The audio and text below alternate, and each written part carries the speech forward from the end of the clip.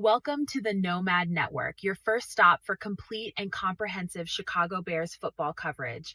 Dive deep into analyses, updates, and all things Bears. Subscribe to our YouTube channel today and never miss a beat.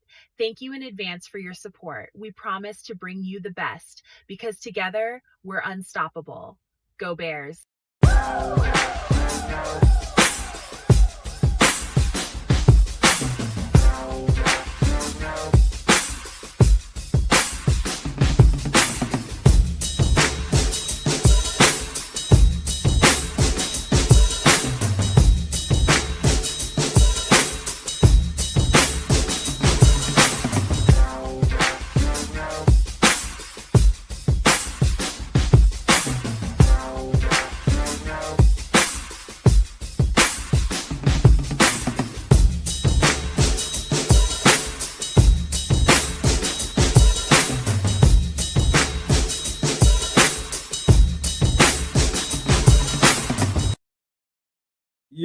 Yo, no maniacs. Welcome into this special edition of Nomad at Night. We're about to pull off our first mock draft of the year. I know everybody and their grandmammy and everybody else then pulled off 3,000 mock drafts by now, but this is our first time to it because I think you should be slow to it, man. I think you need to see things develop.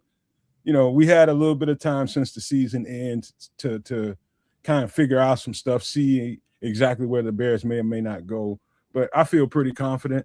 But guess what? This ain't my draft. This is Big Samo's draft down at the bottom. It ain't mine. And we're going to see what he does tonight, man. Shout out to Samo just busting up in here. Kids, let me pull him up now. You good? Down there? All right, good to go. And we're going to get into it tonight, man. Welcome in, everybody, once again. I see Jay Grizz. I see Liberty's Outlook. My guy Bishop's in here. Benjamin Williams, man. Shout out to you all, man. Please with the foul language, bro. We gotta delete that when we see it, Benjamin. I know you mean well, man. I know you mean well, but gotta delete those. All right, man. Let me go ahead. Let's just go ahead and talk around a little bit. Let's get human for a second. Trips, let me pass it to you since you first up to my right, man. How's things been, man? Yeah, it's cool. It's been a few days. I think I might be wearing the same shirt. I don't know. But yeah, everything chilling. Looking at the different prospects. You know, the Senior Bowl that happened. So it's like, oh, okay, that's what's going on. And watching the Bulls embarrass themselves. Watching Big Frank, Big Frank Thomas, the Big Hurt, be left out of the Black Excellence for the White Sox, and he was mad about it. So just Oh, really? Just chilling, yeah, because the White Sox put up a poster or mural or whatever with all their black players throughout history that did stuff. Big Frank wasn't on it, and he was like, number one pick, home runs, all kind of stuff that he did first. They showed him no love, but Kenny Williams was on there like 3 times, and they had beef, So it's kind of like interpersonal thing going on, but it's a Reinsdorf organization, so we that's kind of to be expected. I really hate that type of stuff, man. I know, but that's not part of the business, but that's part of the politics and the personalities of the business. The inner workings. Because I'm sure there was probably a coach. I'm sure throughout your career that looked at you as like, I hate that ninja. And I'm sure there was probably a coach you looked at was like, I can't stand that fool. Their kids had a boss. I'm sure Samuel had teammates or bosses. There's people you just don't like. I hate my boss right now. See, Samuel, you already getting awesome. I love you, by the way. Samuel, you already getting you some people getting their bids in already, man. All right, so I'm chilling. So go ahead and going down to the Canuck human kids. What's happening there, sir? First things first, I actually love my boss. She's super cool, man. I'm not even joking. Most of there's been some sketchy ones though in the past. Lady. There's been some sketchy ones, man. But she's actually dope. Reason being, she did the job, and a lot of the time you get guys who've never done the job and they have no idea what you're actually going through on a regular basis, and then they attempt to manage you and micromanage you when they've never had the responsibilities that the job itself entails. In this case, my boss was one of me. She just got recently promoted, and it's kind of cool to have somebody who's fighting for what she wanted in the role. So it's actually super cool. So there's my little normal work life bullshit for you guys. So take it for what it's worth. Straight from the mouth of the Canuck himself. Outside of that, there's bear stuff to talk about, guys, and we got to absolutely none of that this Wednesday. So we're going to get a little bit deep into that, as well as the draft itself, here with my friend Sam to my left, and we're going to get things done. It'll look pretty interesting, as will this coaching staff. Let me just lead into that without getting into it, because I'm sure I'll be told that I got into it too early. He's going to be chastised. What's been good with you, Samuel? We just being human, man, talking about what's been going on in life. Yep. What's up, fellas? All good. Man, I'm just coming back from Sky Zone. Everybody doesn't know what that is, the trampoline park, man, with the kids. Man, so I'm a little bit worn out. A little bit from that, man. Back starting to tighten up and all, man. Too old. Oh, you was out there on the trampolines? But you were out there on it too? Yeah, I had to get out there a little bit, man. You know, what is it called out? What is the name of the spot? Sky Zone. Okay, yeah, we got Sky Zone here in Canada too, man. Crazy. Yeah. Okay. All right. I ain't never been in one. Yeah, it's pretty cool. You ain't got no kids if you're at the Sky Zone, you're just a weirdo. Yeah, but don't just I'm a weirdo. Sky Zone by when he's a kid. Like, oh no, I'm here by myself, man. I'm all right. No. I'm like, no, sir. We're gonna need to see your paperwork. Make sure you're not on any list. Wait, but we want to hear details, Samo. What was your biggest error? How hig'd you get? How many flips? How many? Oh no, I'm not doing no flips, bro. You crazy? You got your damn man. I'm not doing no flips. I was just on the basketball rims. You know, they elevate the basketball rims to about 10, 12 feet sometimes. And you just bouncing off of them, and you're trying to dunk and doing all of that, and then trying to go run back and then do something fancy, do a little windmill or something like that. I did none of that. I did nothing fancy. Wow. Like, nah, I did nothing fancy, man. It just didn't feel safe to me. So just bounce up and down? My age, I was bouncing up and down. I did a dunk, but I didn't do anything fancy. You know what I mean? Like my son, he's in there taking off, like, throw me an alley-oop. He's taking off, catching it backwards. I'm like, you bastard. Did you have to sign like a waiver for like a weight? Anything? Yep. You have to sign. Everyone signs a waiver to go in. Everyone signs a waiver to go in. When the last time you been in a Dave and Buster's?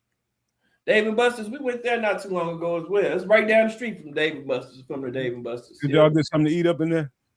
In the Dave and Buster's, yeah. Dave and Buster's got good food, boy. Man, that shit done upgraded, man. Yeah, they got good food. Yeah, we went to Dave and Buster's not too long ago, probably about a month ago. I ain't been in a while, but last time I went, that's the first thing I noticed how well they upgraded that menu. Yeah, it's good stuff, man. Especially the wings. That's what I like, buffalo wings. So, you know, if you got good buffalo wings, you good with me. Yeah. That's just how it go. That's how it goes at places like that with the tavern style bar food, all the bar food stuff. I ain't too much into all the sliders and all that good stuff. But other than that, man, everything cool. What's up? What is you naked or breaded on the wings? I like them naked, man. I ain't gonna lie. Oh. I like them naked. I can eat them breaded, but I like them naked. You know, fried naked. They can be fried naked, but man, they don't have to have all that bread on them. If you do it right, I guess you're right, man. But if I had my choice, you got to do it right, though. Yeah. All right, man. So I'll tell you, we got this place out here called Wings and Rings. They just got them. They're naked. Wet or dry? You say wet or dry wings? Yeah, that's the bigger question. Yeah, if I got 12 of them, depending on where I'm at, I'm gonna probably get them two half of them dry, half of them wet, just to see. Me And if too. I'm familiar with the place, Like- I've been there before, I already know how to do it. Yep. For me, very specific. It's either, Same here, bro.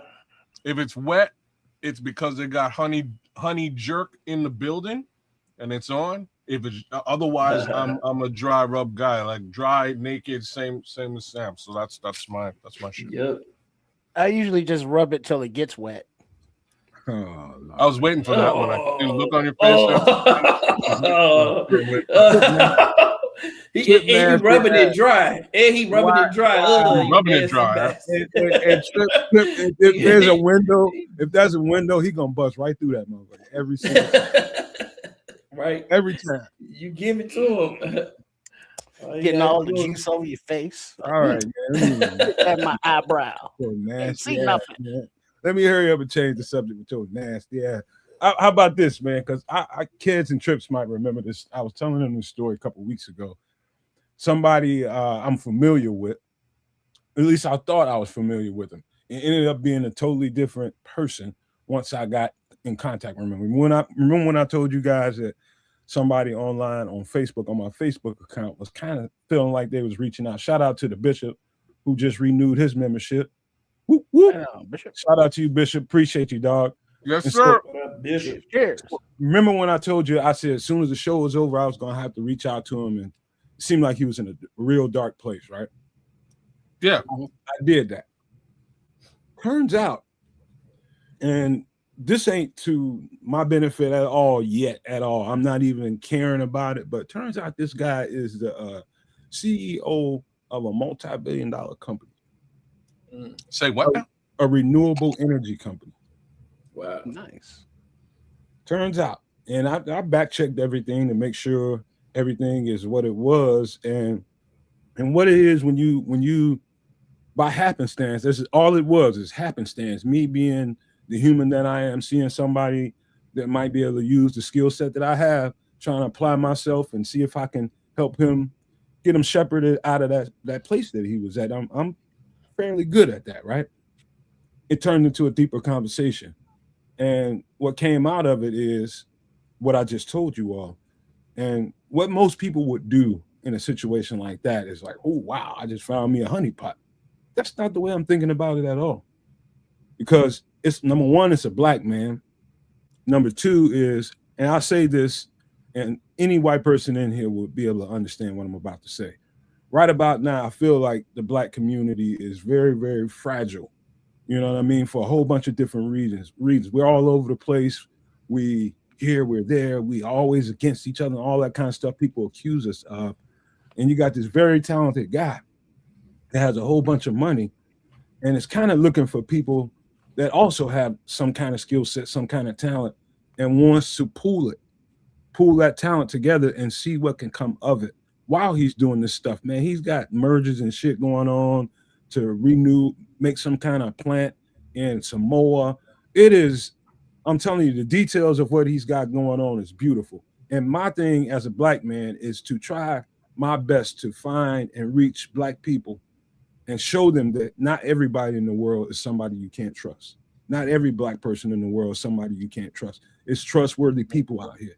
And that's what I aim to do, is prove myself to be the trustworthy person that I am. And whatever comes of it from there, it comes from there. But just had to give you all that information, man. But he seems to be coming out of it. He's getting more positive, starting to, look down the road a little bit and see that light. I told him, bro, you are too talented. You got too much going for you to waste it, man. Everybody needs you. We all need you in this community. We all need you. And so I think he took the spirit of that, and I think he started to grow from it. You know what I mean? Just hearing them words, I guess. But that's the truth, man. We need people like him with those kinds of companies because I think this country is gonna shift and then morph into something we may not be able to recognize right at this moment. But I'm telling you, we're gonna have to change some of the habits we have. Big cars with all that gas and all that shit, all that kind of things. Everybody's paying crazy skyrocketed energy bills. Energy is free. You just got to figure out ways to harness it and renew it. And so it's just beautiful, man, knowing that there's a black man out there that has a company of that magnitude out there. And I just met him by happenstance, just by reaching out to him. It's crazy. Nice. Yeah, you see, you dip your oar into the lake of the world, and it becomes a safety, not net, but rail for some. You know, he's a smart guy in this area, but emotionally, you know, we all need help at times. So, you know, that's a good thing to put out into the universe, and the universe responds in kind. Good shit. Yeah, it's a beautiful story, man. I just wanted to put it out there. Thanks again to Bishop for renewing that membership. Dog, we love you. You know that. But I guess we need to get into it. I don't know what Kids is doing. He's hiding behind his bear. Eating a sandwich, bro. Listening to the beautiful story about black men with money. Is he hauling? What do you mean by renewable energy? What is he doing? Renewable energy. I mean, I could give you some. Selling solar panels. Well, solar, thermoelectric, geothermal. Yeah, it's mostly solar. It's mostly solar. I think there's a smidget of some other stuff going on in there. Some kind of might be some fossil fuels going on, but I'm not sure. But I don't want to speak on that because I don't know. But I know for sure it's a lot of solar energy reharnessing. Does he listen to the show? Not yet. He doesn't know. Well, when you get him to listen to the show, he can buy telematics from Kids. Kids is about it. Hey, some of us are assholes, by the way. Right on. But where are we starting at? Because I'm pissed. So what? That's why I called on Kids to see if you can bring up the information that he did last time. No. Before we get to that, I'm pissed. What are you talking about? He's pissed that Declan Doyle is gone. That's what he's talking about. No, not Declan. Oh, okay. Let me go ahead. Oh yeah, I know what you're pissed about. I'm pissed about it too. Let me set it up. About it too. Let me go and set it up. I'm gonna let y'all take off, man. Listen, I'm not one of them people. Just to be honest with y'all, I was one of them people that counted them chickens. They were just eggs. I didn't count them. I did not count them, but obviously, Trips and Samuel absolutely did. I wasn't going to count them picks until we got them. Third-round picks. So go ahead, take off, man. We did not get them. This one, yeah, you should. First of all, congratulations to Ian Cunningham for being promoted to the position of general manager of the ATL Falcons. Now, I'm pissed because for 3 years, we have seen Ian Cunningham be the assistant general manager to our general manager, Ryan Poles, be his right hand man, his calming influence, tell him to chill when he needs to chill, tell him to take a step back when he needs to take a step back. And Ian Cunningham has been an integral part in getting the team to where they are now. So to have him now interview once again for general manager positions, and all the fans are like, oh shit, okay, he gonna move up into the world, black man fight the power. We get that compensation, those 2 third-round picks, one this year and the one next year at the end of the third round. That's just what teams get, that we've seen across the league when they lose executives to promotions to other teams. So Matt Ryan gets hired as the president of, I think, football operations is what they call it down there. Former quarterback, Matty Ice, another one of Ryan Poles' boys. So they interview Ian Cunningham and they hire him as their general manager. So it's like, all right, cool, move on up and let's get our picks. And it's like, nah, Bears, fuck y'all. Y'all ain't getting no picks. And it's like, what you talking? What you mean you don't get no picks? And they like, well, technically, Matt Ryan is going to be making the call. So, yeah, he's a general manager in title and in pay scale, but it's not your typical general manager role. And I'm pissed because, like, well, what the shit they got to do with anything? That ain't on us. That's between them and them. But he's a general manager from assistant. He's getting a raise. So he's moving on up. He's advancing. It's not a lateral position. We got screwed out of 2 third-round picks. Samuel Holler. Yeah, man, I'm with you, bro. That's bullshit, man. what it is. It's a technicality by the league, where they going in and assessing who's doing what in the organization. No, if he's a general manager, if he's upgraded his position, if he has that title, then we should be getting those picks. If he's going to be in command of the 53-man roster, then we should have those picks. That's just the league doing too much, man. He was developed here in Chicago, and that's what they were stating. Like, they want to make sure that the team that's sending him to the new team is going as a general manager would have been incentivized for developing him. Okay, he was developed here in Chicago. So you mean to tell me, and this is what I want to understand too, Trips. So let's say that in 2 years or so, he says, you know what, I want to go to an interview for this other job to be a general manager at another on another team. So Atlanta's going to get the picks. Then if he goes to another team, then Atlanta would get draft picks for sending him to another team to become a general manager. So that's what's pissing me off as well.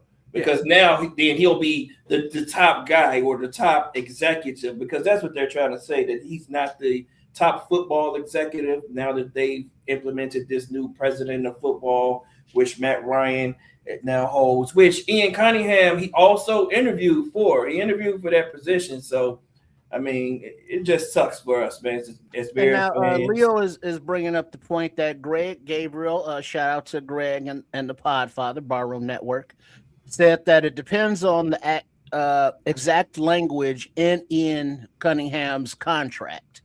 And we won't know that because we don't see it. So that's between being reviewed by the league. The NFL has talked.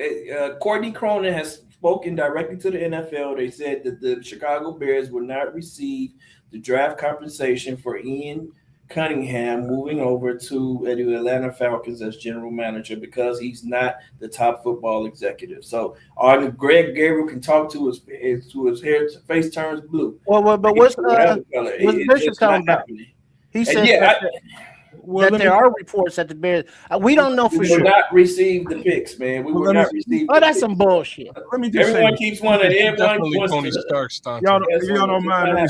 Let me say this real quick. First of all, shout out to Ryan Post for getting the first extension of his tree, safe and sound into Atlanta. Good on him. His first person off of his tree. First person off of Ben Johnson's tree, Declan Doyle. So shout out to them and congratulations to him too. Now, here's my thing.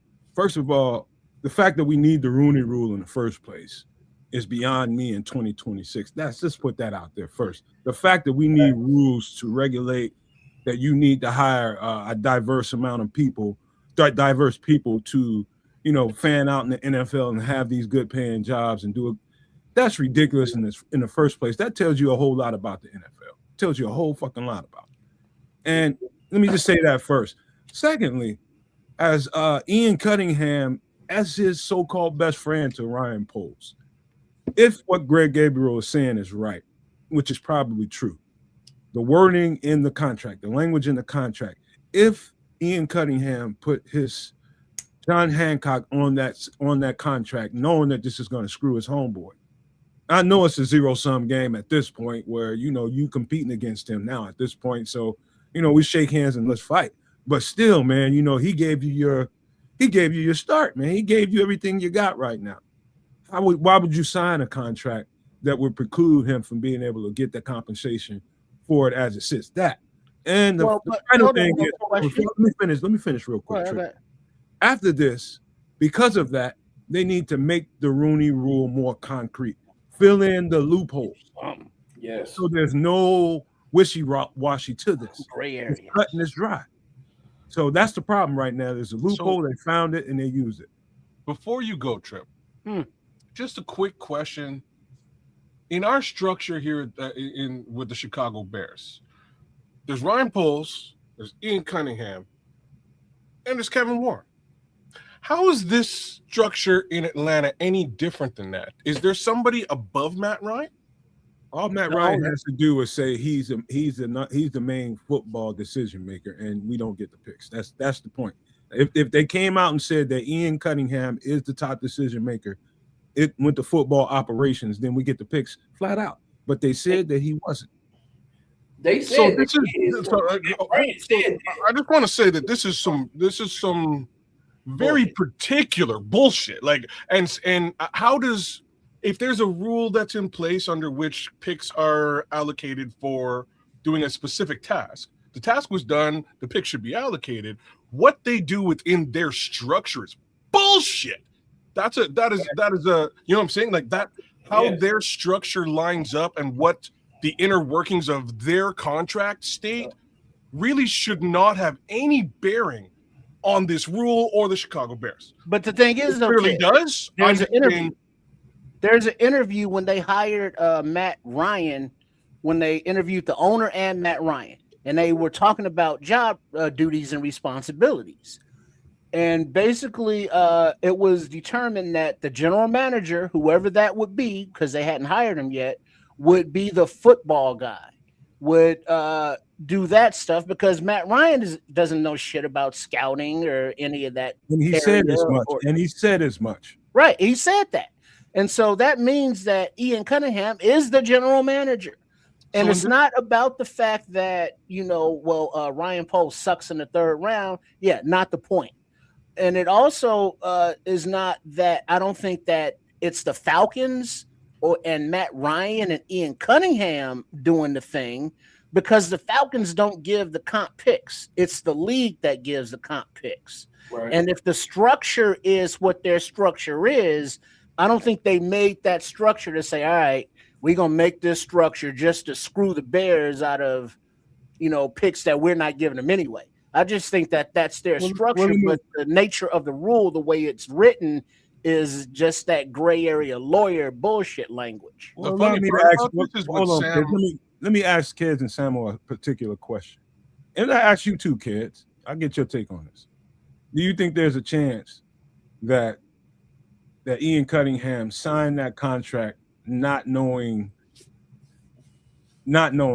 So no. So there's no chance of that because the Bears have the ability not only to block him interviewing for the job, they also had the ability to block him taking the job. So at some point, the Bears as an organization looked at this situation, was informed that they were not getting the picks, and still signed off on this. And this, to me, in my opinion, should be applauded. Right? Like it sounds messed up that I'm saying applaud the Bears for not taking a third round pick, but the ultimate decision in Chicago and in that room was, let's help Ian get his promotion. Let's help Ian get to where he needs to go. And I think that is the most important part of this entire story. Secondarily, Sam, you brought a brilliant piece to this that I didn't really think about. And it's that, like, wait a minute, if Ian Cunningham is only the quasi GM in Atlanta and not the GM, he might want to go out elsewhere and take a GM job sooner or later. And if he does Atlanta get the picks? Yeah, because if Ian goes to Minnesota, then Atlanta gets the pick, gets that compensation, because he would be the general manager of Minnesota. That's terrible. Crazy. Yeah, that's terrible. That's what makes this rule terrible. And the thing is, they're saying that, okay, well, if they had hired a minority in the role that Matt Ryan received, which was president of football operations, then they would have to give picks for that role and give picks for the GM role. Okay, but it didn't happen. That's what they're saying. Now that's one of the arguments. Well, I'm not saying that's what they're saying. That's one of the arguments that Brad Briggs brought up, because Brad Briggs did confirm that the Bears knew that they weren't going to receive the picks before. Yeah, so they did. It was known, and like as Kez stated, they did the right thing. They did right by Ian Cunningham. Well, but that brings up the argument that people have that Poles needed to play hardball and stop being a nice guy and put his foot down. What? But I gotta ask those people. I gotta ask those same people, wherever you worked at, if you were working toward a promotion and your boss said, no, you can't go work over there because they're not giving me what I want. As an employee, and you showing up to work every day, isn't that gonna make you feel some kind of certain way? Well, I got to tell you guys this real quick, man. I happen to make acquaintances with Arthur Blank because one of my coaches was tight ends coach with the Falcons some years ago. I went up to Flowery Branch and I met him. He just walked in the room where we were at, and he was in there with us for about 20, 25 minutes, 30 minutes. And Arthur Blank, like if you don't know anything about Arthur Blank, all you got to do is just look at his resume and what he does with his money. That's a very nice guy, man. I mean, a very, very nice guy. And what he does with his money checks all the boxes for me, because that's usually a sign when you're talking about rich people. Just look at where they spend their money, where they donate their money, and all those kinds of things. What kind of, whatever wherever they put their money at. So Arthur Blank came across to me. Now, you can't make a full assessment or judgment of someone if you only met him 20, 30 minutes. Now, I'm just talking about on making acquaintances with him. He's a very, very nice guy. Very, very, I mean, I couldn't say more. I think he's a cool, good person. The more and more I looked at him, I was just like, man, this is a good dude. I should have talked more. I should have probably got to know him a little bit more. Long story short, at the end of the day, those two guys we're talking about Matt Ryan, talking about Ian Cunningham, they have a boss. And maybe it was an executive decision. Well, but look at who was that Bishop's comment? I heard that where he said that it sounds like the Bears are going to end up getting the picks. But I haven't seen that, but I take Bishop for his word. He probably checked it out. Yeah, if we get the picks, I think that's great, and that's what's supposed to happen. But if we don't get them, I'm not one to be sitting around crying and making it is what it is. Right? But also Paul is saying as well, fax trips, of course. But the Bears shouldn't be put in that position. You're not going to attract top front office talent or coaching staff talent if you're blocking their advancement. You know, now you got disgruntled employees, coming to work every damn day. And it's like, nah, that's not the way you handle business. So you handle business like, all right, friendships aside, just as a supportive employer, you want to see your employees succeed. Go spread your wings, do your thing, baby boy, So blocking or playing hardball to say, no, you ain't going nowhere till we get what we want is not a way that you run a business or an organization, because you got to manage people and you don't want to piss people off unnecessarily. And this would be unnecessarily. This is a Bears league thing. Well, we know not you a Bears Falcons thing. You know you pissed off. You got your issue out, man. Anybody else on this? Okay, one more thing I'm pissed off about is the lack of minority representation in these coaching cycle hiring for head coach, man, where we only have one minority hired and now one black minority. And then anybody who don't think that cares, man, don't understand what representation means, man, for these young black players out here in the league. In a league that's 80% black, and former players are now coaching in just about every organization, yet they're not getting any opportunities to become a head coach. Man, it's just crazy to me. So, that kind of teed me off a little bit too. And speaking of the fact that we lost the longest tenured black head coach, and Mike Tomlin as well. So it's just like, that's like being down 11 spots, if you ask me. So, hey, Samuel, just to speak to what you're talking about. All right, I'm going to try to say this without giving away too much now. All right. So one of my teammates, that coach that I was talking about, that I was up at Flowery Branch meeting with, we had a teammate that played for the Patriots on a couple of Super Bowl teams. He ended up turning coach not too long ago. But he's not getting those and from what I knew he was a great player, when I was playing with him, but I didn't know how he would take to coaching the way my coach told me he's taking the coaching, and like he's putting his all into it. Like you would have never guessed that about him if you knew him as a player. Like that's the hardest thing he said he took to it like a fish to water. And he said it's good, but he ain't getting the looks. I was just like, why not? And he just looked at me with a cold ass stare. He said, why the fuck you think he's not getting it? I was like, oh no. Yeah, that's crazy, man. So it's real, man. It's like some of the better coaches in the country won't get certain opportunities because there's a lot of people there to keep them down. keep them from getting those opportunities. It could be somebody that's getting that opportunity, get a phone call. The GM and the owner gives out a phone call and says to his last employer or some people that played with him or something like that, and comes back with this response like, hey, these people didn't say good things about you. Next thing you know, that's the reason why you didn't get the job. Shit like that happens every day, not only in the football world, which is corporate, but the regular corporate world that we all have to deal with every day. It happens all the time. People will shit on you when they got their backs, when you got your back to them. You know, but it helps if you got the right last name, like LaFleur. Yep. Brian Flores, perfect. It sucks to me, man. Yeah, Flores is the perfect example. Exactly. Shout out to everybody who's shutting out Brian Flores, man. We should have gotten the opportunity to become another head coach. We see other people getting second chances, man, or I'll put it like this. I see a coach in Kevin Stefanski who's failed up somehow, who's failed up because he's the past 2 years in Cleveland have just been a complete failure. Yes, he's won the coach of the year twice, but I mean, it's like, what have you done lately? You know what I mean? Like, who are you now? Why were you able to pull this organization out of the dumps after that? Man, he had 2 Pro Bowl quarterbacks that he coached. What you talking? Exactly. Yes, and hasn't won anything yet. He has another opportunity. Gets fired in Cleveland. He gets the opportunity to go and coach in Atlanta right away. But everybody gets fired in Cleveland. Well, before you go there, let me ask you. Not everyone gets another opportunity afterwards, right? No. If you're black, you do not get a second opportunity coming out.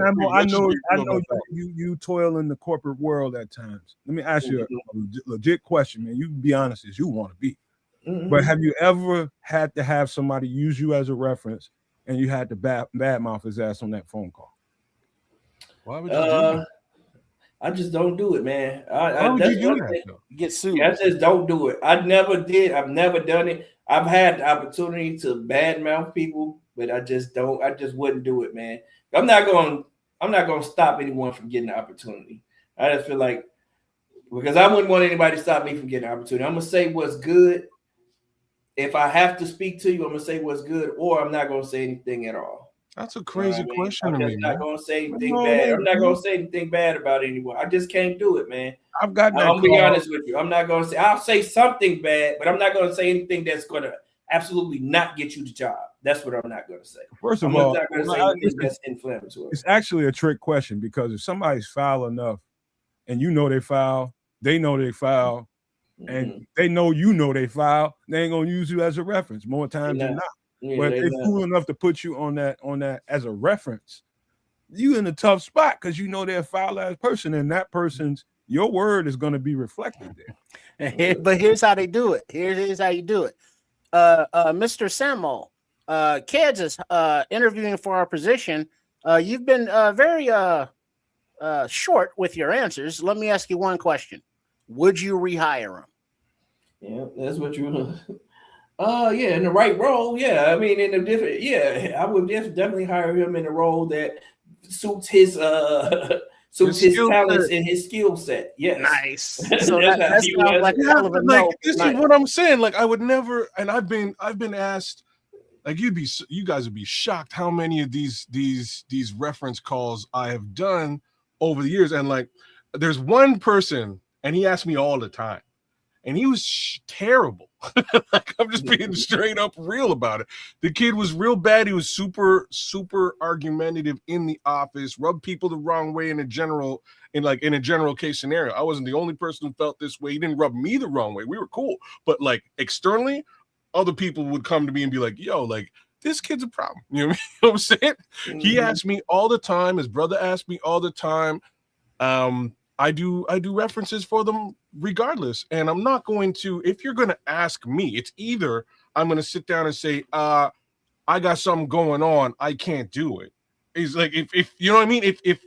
If you're that bad and I don't feel confident that I can spin the conversation, I'm sorry, I will make an excuse up, and I won't get to the point where I got to shit on you in the interview, because that's just wrong.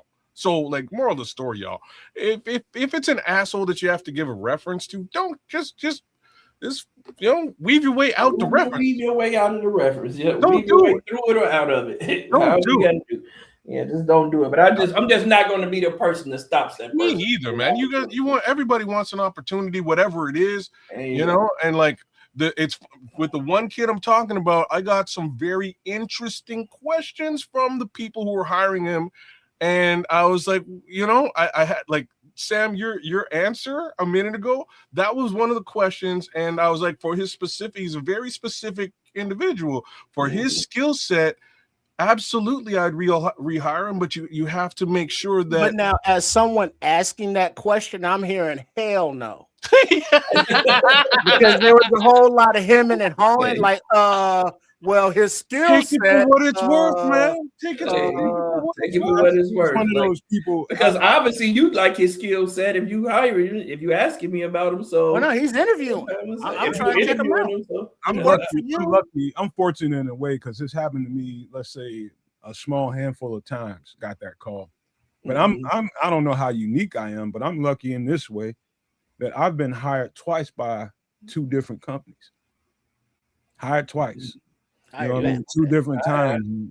I've been hired twice by the company I'm at right now. Yep. So yeah. That's unique, Samuel. Just don't let nobody tell you it ain't. That's not the norm, bro.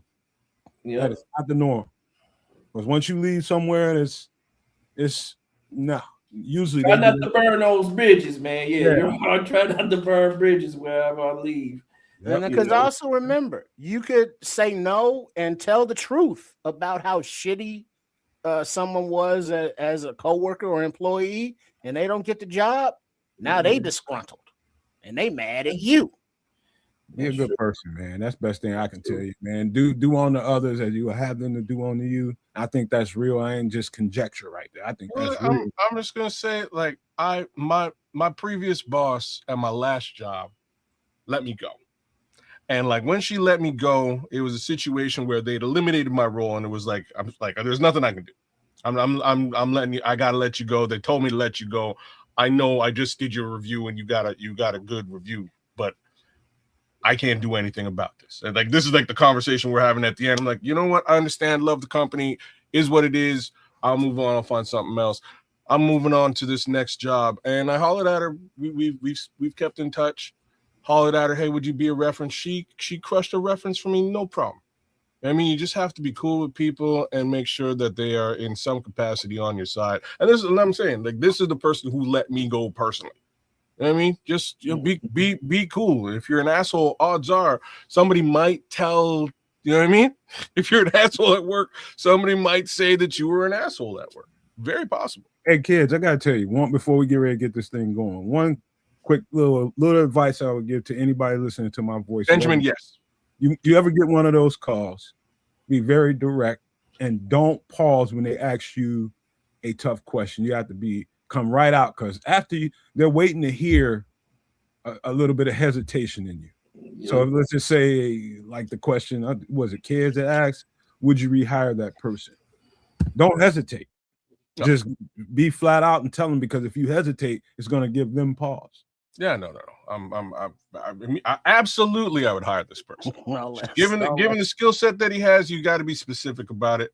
You definitely want to utilize that skill set in a sales role. Yes, this is what he's good at. You know what I mean? You gotta play it up and be sort of specific about it. If you are talking about somebody you might be worried about, but you know, I would never give somebody a shitty reference. Like, that's just cold-blooded, man. You know what I mean? That's wrong. Smitty says I'm the kind of worker that is I'm kicking over trash cans and cussing everyone out on the way to work. Fuck you, fuck you. You're cool. I'm out. Fuck out my way. I've done that too, Smitty Q. There was definitely one where I had to give some middle fingers and drop some F-bombs for sure. There's two. There's two jobs. I gotta get some. First thing I ever did was knock somebody out on the way to work, and I didn't want. I told you about that. Oh, that's assault. Cat just jumped out his truck because I beat him. Man jumped out his truck because I beat him to the gas pump and wanted to jump in my face. I was like, man, don't get in my face, man. Okay, that's more self-defense. Got stretched. I can't do nothing about that. But anyway, man, where's the information at, kid? You got the stuff ready to pull it up? I've got things. Let's get it. So we didn't even talk about Declan Doyle. You got anybody pissed off about Congrats, the Declan? Declan. You get Lamar Jackson now. Cool. All right. I gotta be happy for Declan, man. Yeah, man. You want him to see somebody go up and have some success. I thought, man, he was well spoken. I'm gonna miss his press conferences, man. I love the way that he I'm surprised by his articulated himself, man. They were great, he did right? A good job, yeah. He did a great job, man. That was just like, man. You know what, Samuel? I don't think people think he was that pivotal of a piece. But if he was behind the scenes that we don't know about it, so I think he's there because of his innovation, because of the ideas he was able to come up with. And I think Ben Johnson benefited from that. Now if he takes that same mindset to what they're hoping they're going to get out of Lamar Jackson with him at the helm, that shit can turn into fireworks. If they can get a semblance of what we was doing here to Lamar Jackson, that's just going to be fireworks. And when you hear him speak in the press conferences, he's very detailed, and man, he just explains things so well. Just a great communicator.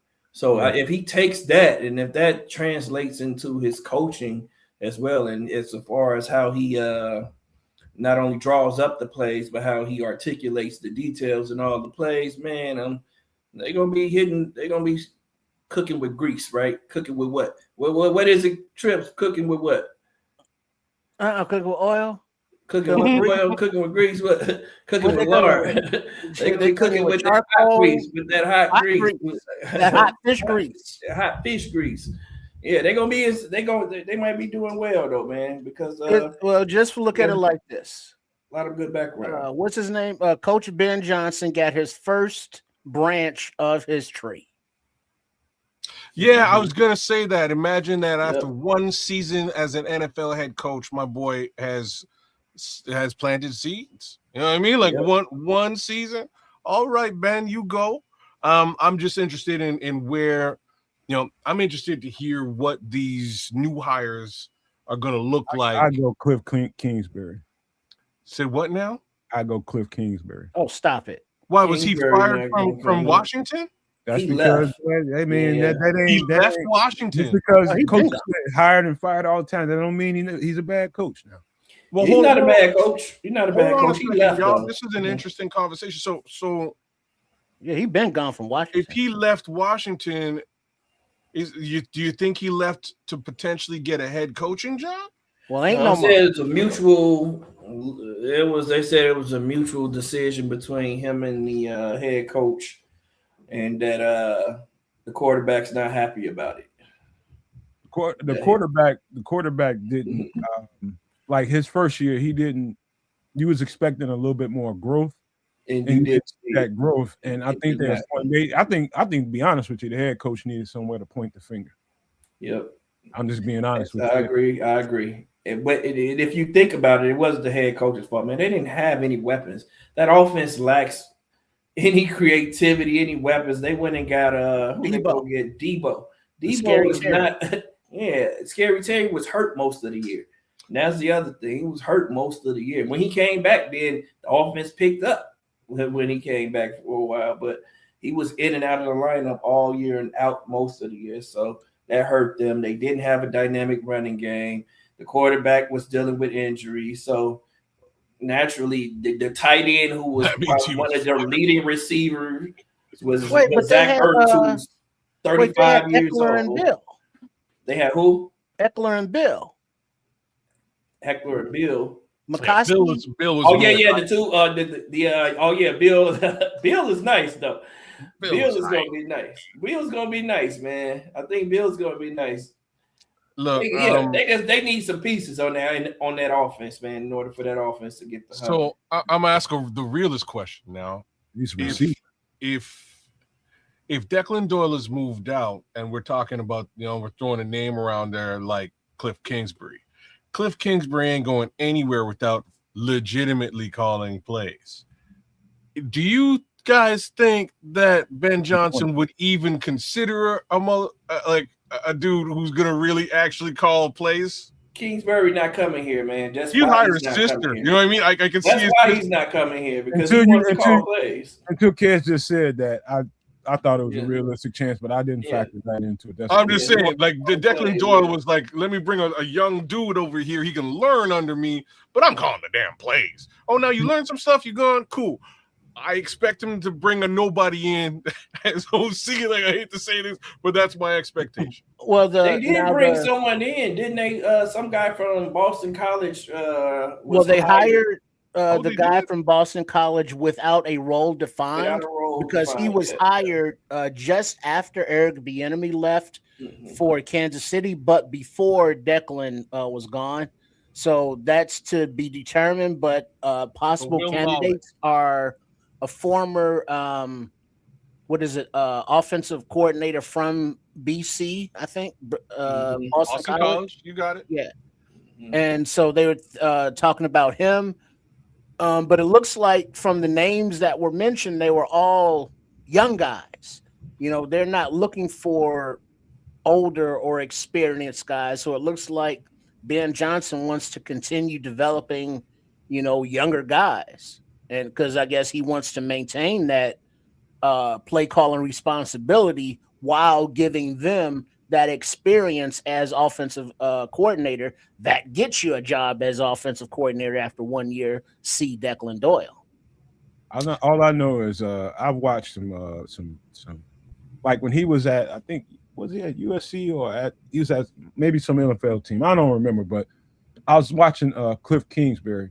When I tell you that guy's got a beautiful offensive mind, the way he can scheme things open. It's like Ben Johnson in that regard. Ben Johnson has that kind of mind where he thinks through what defenses, the principles of the defense, and finds ways to really manipulate safeties, really manipulate linebackers, and find ways to get guys open via other guys like DJ Moore, finding ways to open up a guy underneath him, or using DJ Moore as an underneath person to get somebody up over the top of him.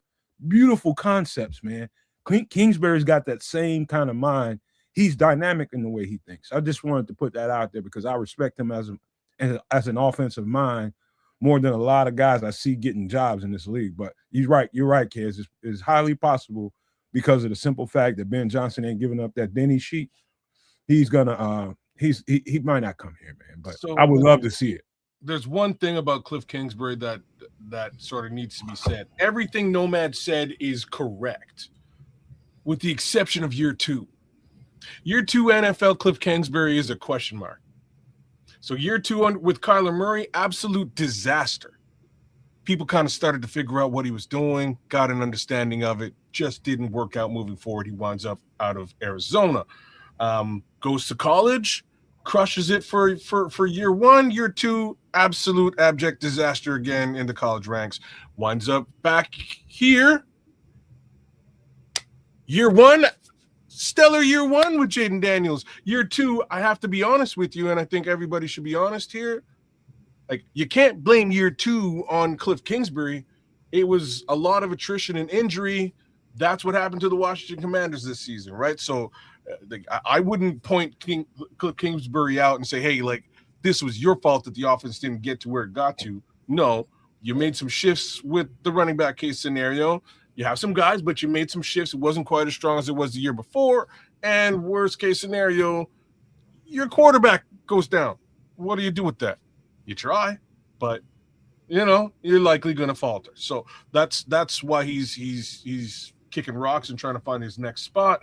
End of the day, I think the world of the guy. I think, you know what I mean? I think his air raid mixed with Ben Johnson's stuff would be very interesting. You left out, kids, was they like the receivers, the talent at receivers, big time, and to me that overrides most everything. Where? Washington? Yeah, man, they had sucked. Are you sure about that? I'm absolutely sure.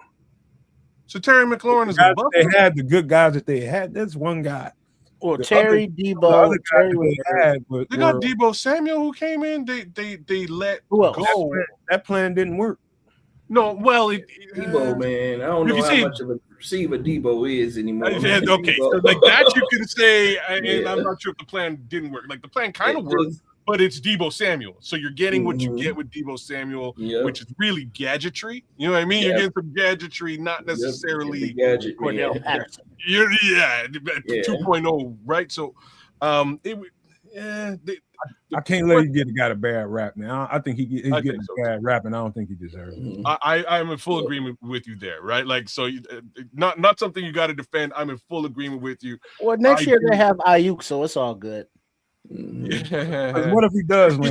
Now you got to take all that shit back, man. You got to take all I that feel shit exactly back the same way he feels about Deebo about Ayuk. But anyhow, so yeah, needless to say, all I'm saying is I still think, regardless as to the ups and downs with Cliff Kingsbury, I think he's a guy, and I think partnering in some capacity with Ben Johnson might be interesting.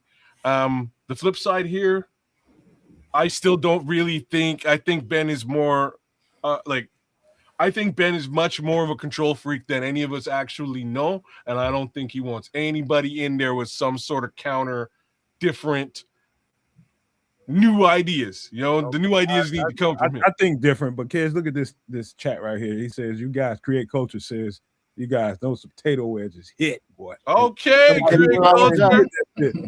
he follows up. That's what I'm talking about. Create culture. Try that shit, man. You guys go back and look at this week some extra sauce. We did potato wedges in a specific recipe, and the way we describe how you get those things to jump off is very, very important. Very, very important. So go watch that show if you didn't. There's a reason why them things hit for him, man. Yeah, he put it in there. He said he Appreciate boiled that. them for like 15 minutes. Oh, Then he went to dry, Mhm. wet, dry, fram, eat, and dry. Bye, y'all. love Bye, it. y'all. That's how you do it, create. That's how you do it. Nice. Real No, quick. that was actually us interrupting ourselves, so that worked out very well. But yeah, I guess that's a perfect segue into the next segment. No. One last thing before we go to the next segment, man. Just one last coaching. Okay. One last coach thing, man, in regards to running backs coach. You know, we lost Eric Bieniemy. What do you guys think about Deuce Staley as his replacement, man? Deuce Staley worked with Ben Johnson in Detroit. For a couple years in Detroit. So, man, I think Deuce will be a hell of a question, Sam. They just got fired. He just got fired with everybody else in Cleveland. So now he's okay. All right. So, okay. Now he could follow Kevin Stefanski down to Atlanta, or Ben can get on that horn and be like, "Hey, bro, come on, I got a job for you." And that dude can coach. If I would right under Eric Bieniemy, that's who I would want. They got they had a good running game over there up until they let everybody go. You know what I mean? Like they had a good running game. Yeah, they had a good. I mean, he coached a few good players. Jamal Williams, the year Jamal Williams in Detroit had the 17 touchdowns. He ain't been nothing ever since. But that was Deuce. Deuce had LaShawn McCoy. Didn't he have Chubb? First came out. Nick Chubb. He had Nick Chubb humming. He had Nick Chubb and those guys humming. He had the rookie from Ohio State humming before he got hurt this year. Judkins? Yeah, Judkins. Yeah, Krishan Judkins was balling before he got hurt. So, yeah, I mean, he's a damn good running backs coach, man. Another ex-player. I think that would be the perfect addition to the team. Hopefully, that happens for us. So far, we got pilfered a whole lot less than I thought we would. Well, don't do that now. Like, where's the wood? Knock on some wood, brother. Right? Because it ain't over yet. They still building. We got some. I don't know. Assistant general manager, offensive coordinator, running back coach. 10 new head coaches into the league, right? They need staff, bro, and they just saw this Bears staff do some crazy shit in a solid They want some of it. I think if you guys appreciate the success, and I know you guys do, and it's real, get used to that. Mm-hmm. Get used to that. I'm just going to tell you that right now. Get used to it, and that's a good thing. That's a great sign. Well, it is. Get comfortable being uncomfortable. Well, I don't like it, but I'll deal with it. Hey, you know what, Nod? I just saw oh snap. And I don't know what's gonna happen with him, but I just saw a Matt Forte replica in some of the tape I was looking at early before the show, but that's way later. We'll get into him because he's got some injury shit going on. But prospects. Yeah. So I got to remind you of Matt Forte 110%. But he was ahead of his time, man. Yeah, he ran like a gazelle. Put Matt Forte on this team right now. We got a lot of success. Man, he'll kill right now. Man. All right, so Samo Rothstein, who's gonna be your home run hitter at running back? Who you gonna replace Kwani B with? What you gonna do, Samo Rothstein?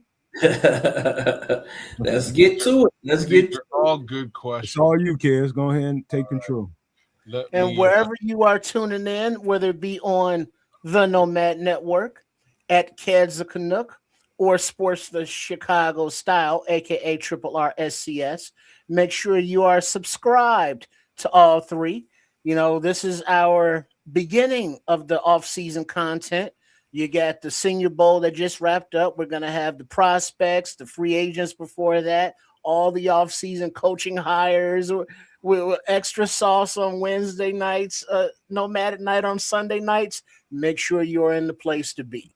Now, right now, we are picking up where we left off the last time Samo was here.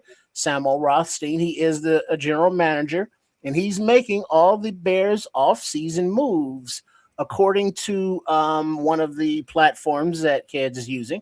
But thus far, we are looking at the moves that he has made.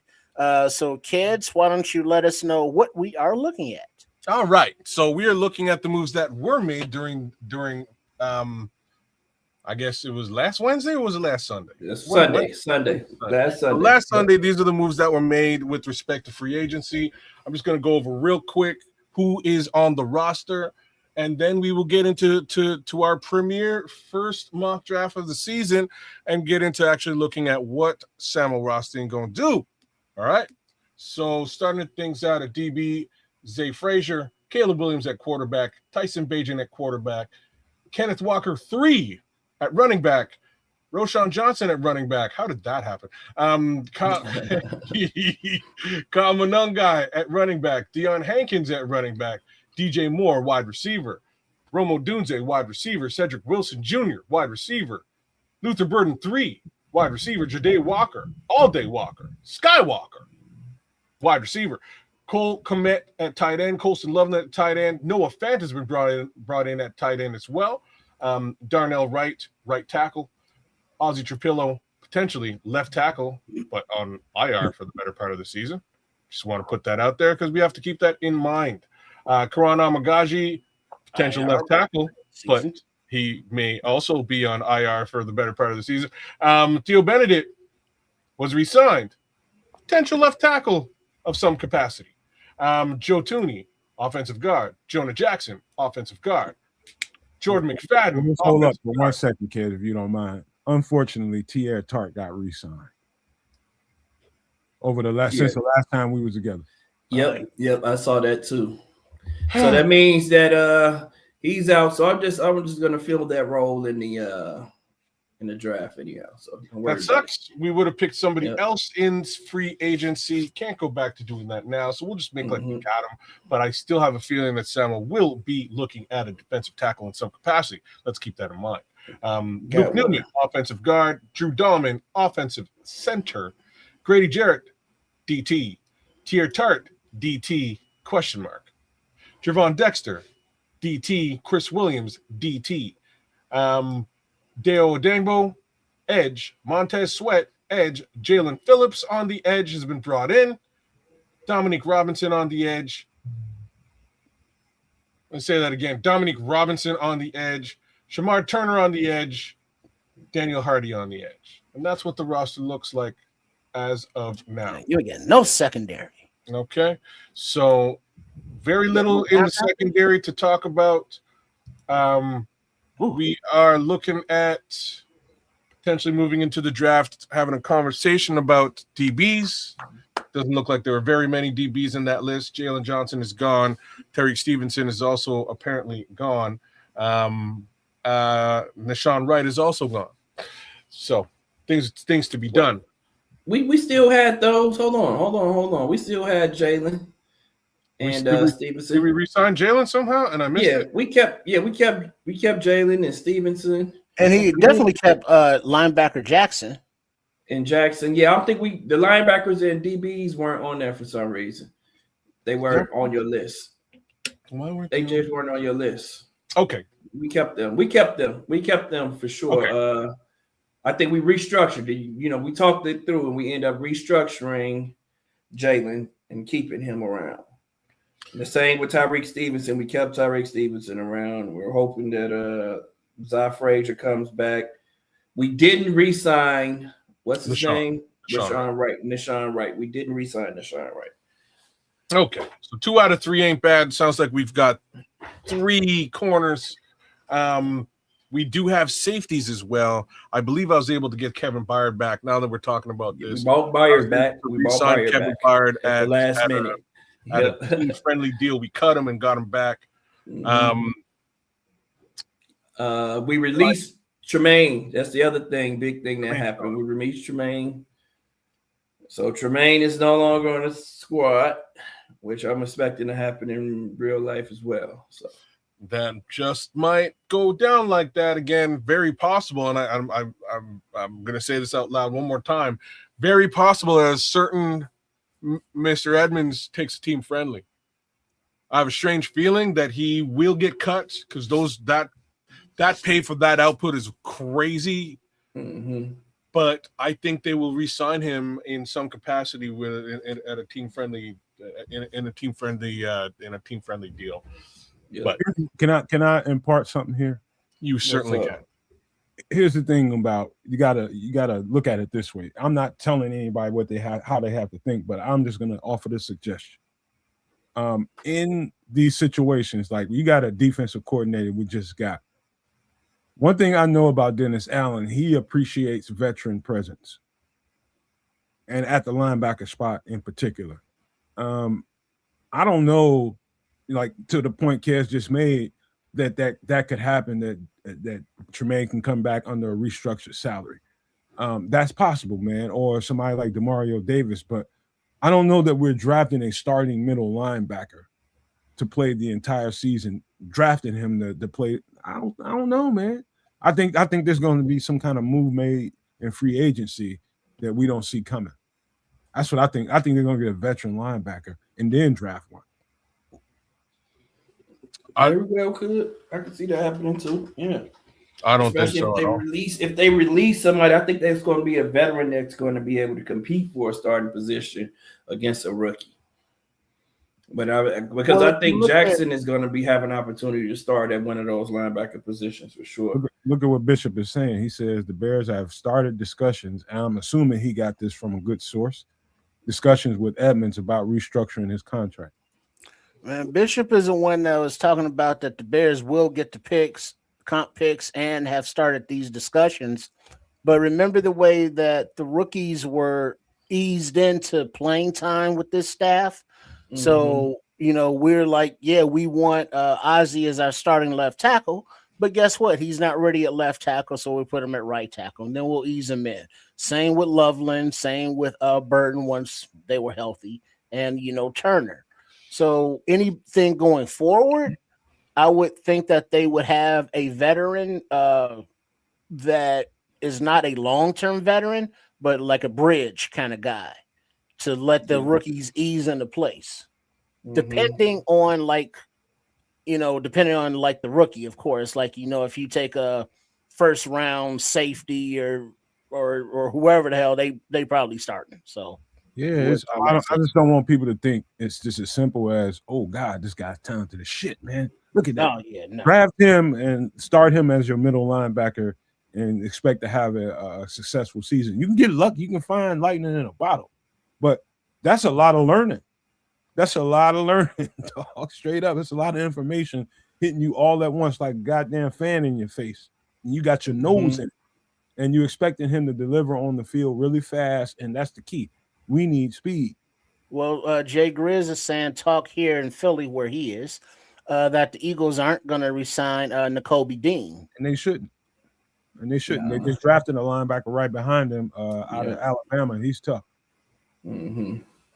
But Yeah, that don't they mean should. we should pick him up. But that's a whole other conversation.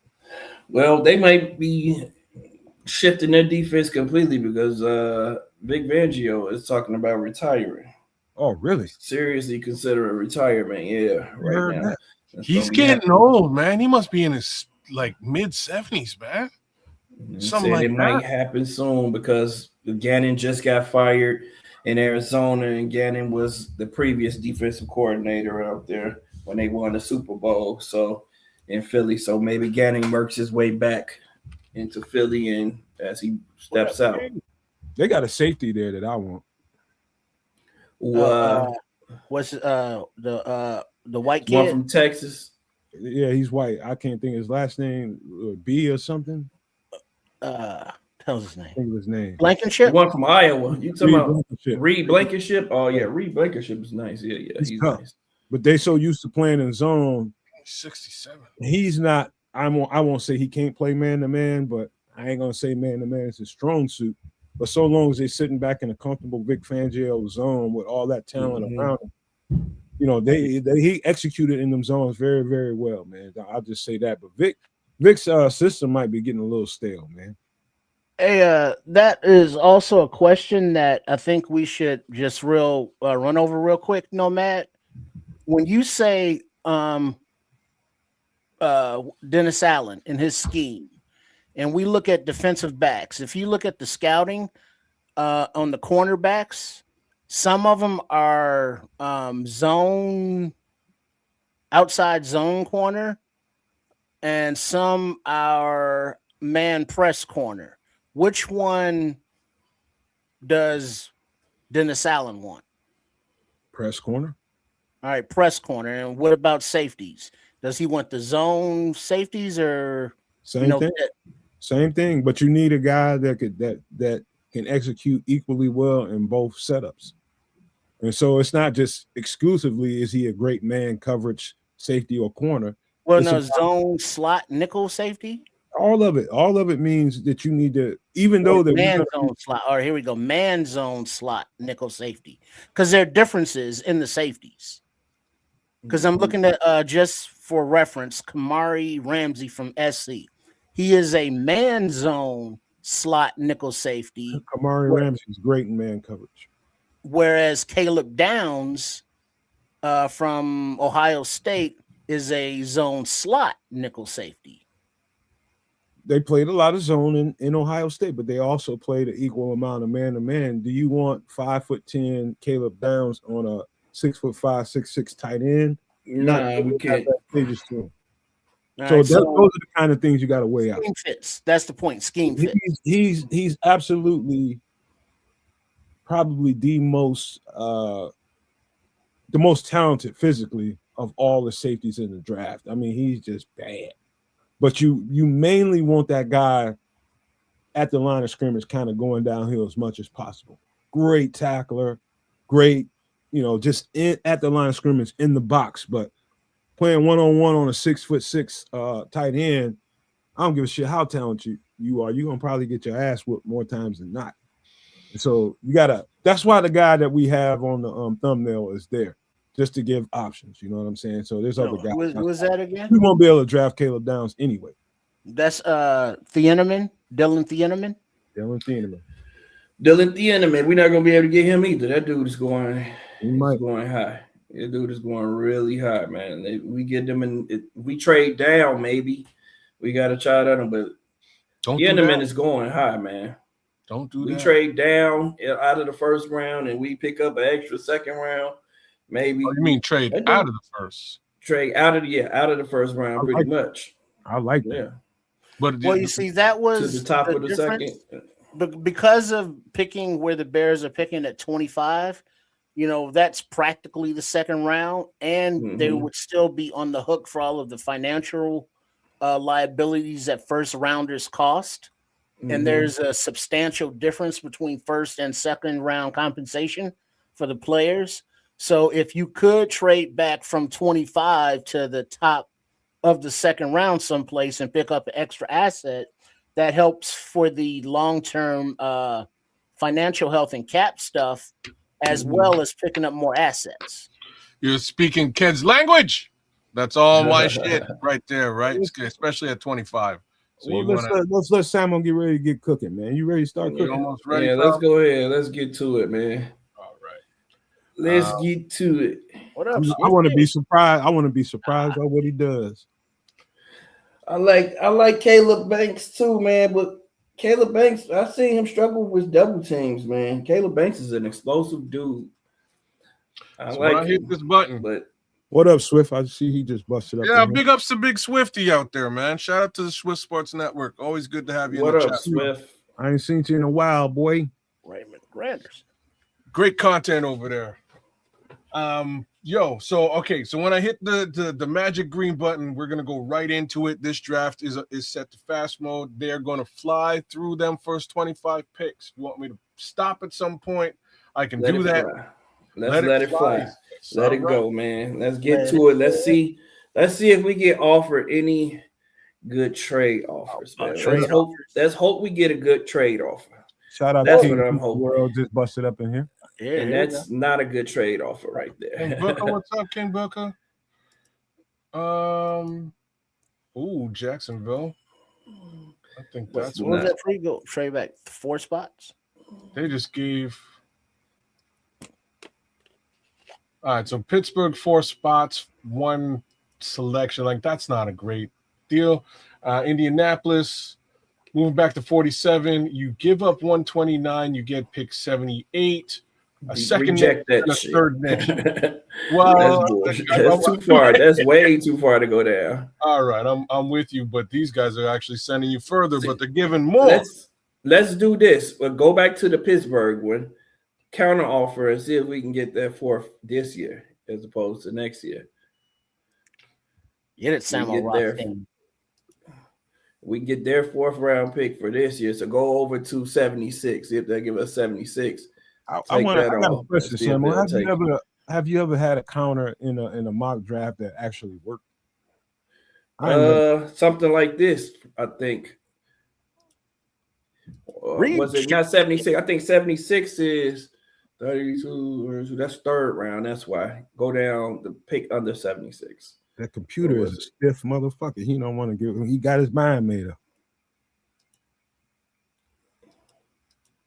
Nope. Rejected. Hey, look like we're gonna be making this pick, dog. Go back. What other picks did they have? Let's see. What other picks do they have in the top 100? I'm not mad at this. That first one now. I like the too far back. That's just so far back to me, man. I like the Jacksonville. It's even further. That's only the first one. But you get 2 picks out the mix. 1 in the 2nd and 1 in the maybe 4th round. What's that, Jacksonville? So 56, a little bit further back, you get 81. Oh yeah, you get 81 and then you also get 117. That was even better, man.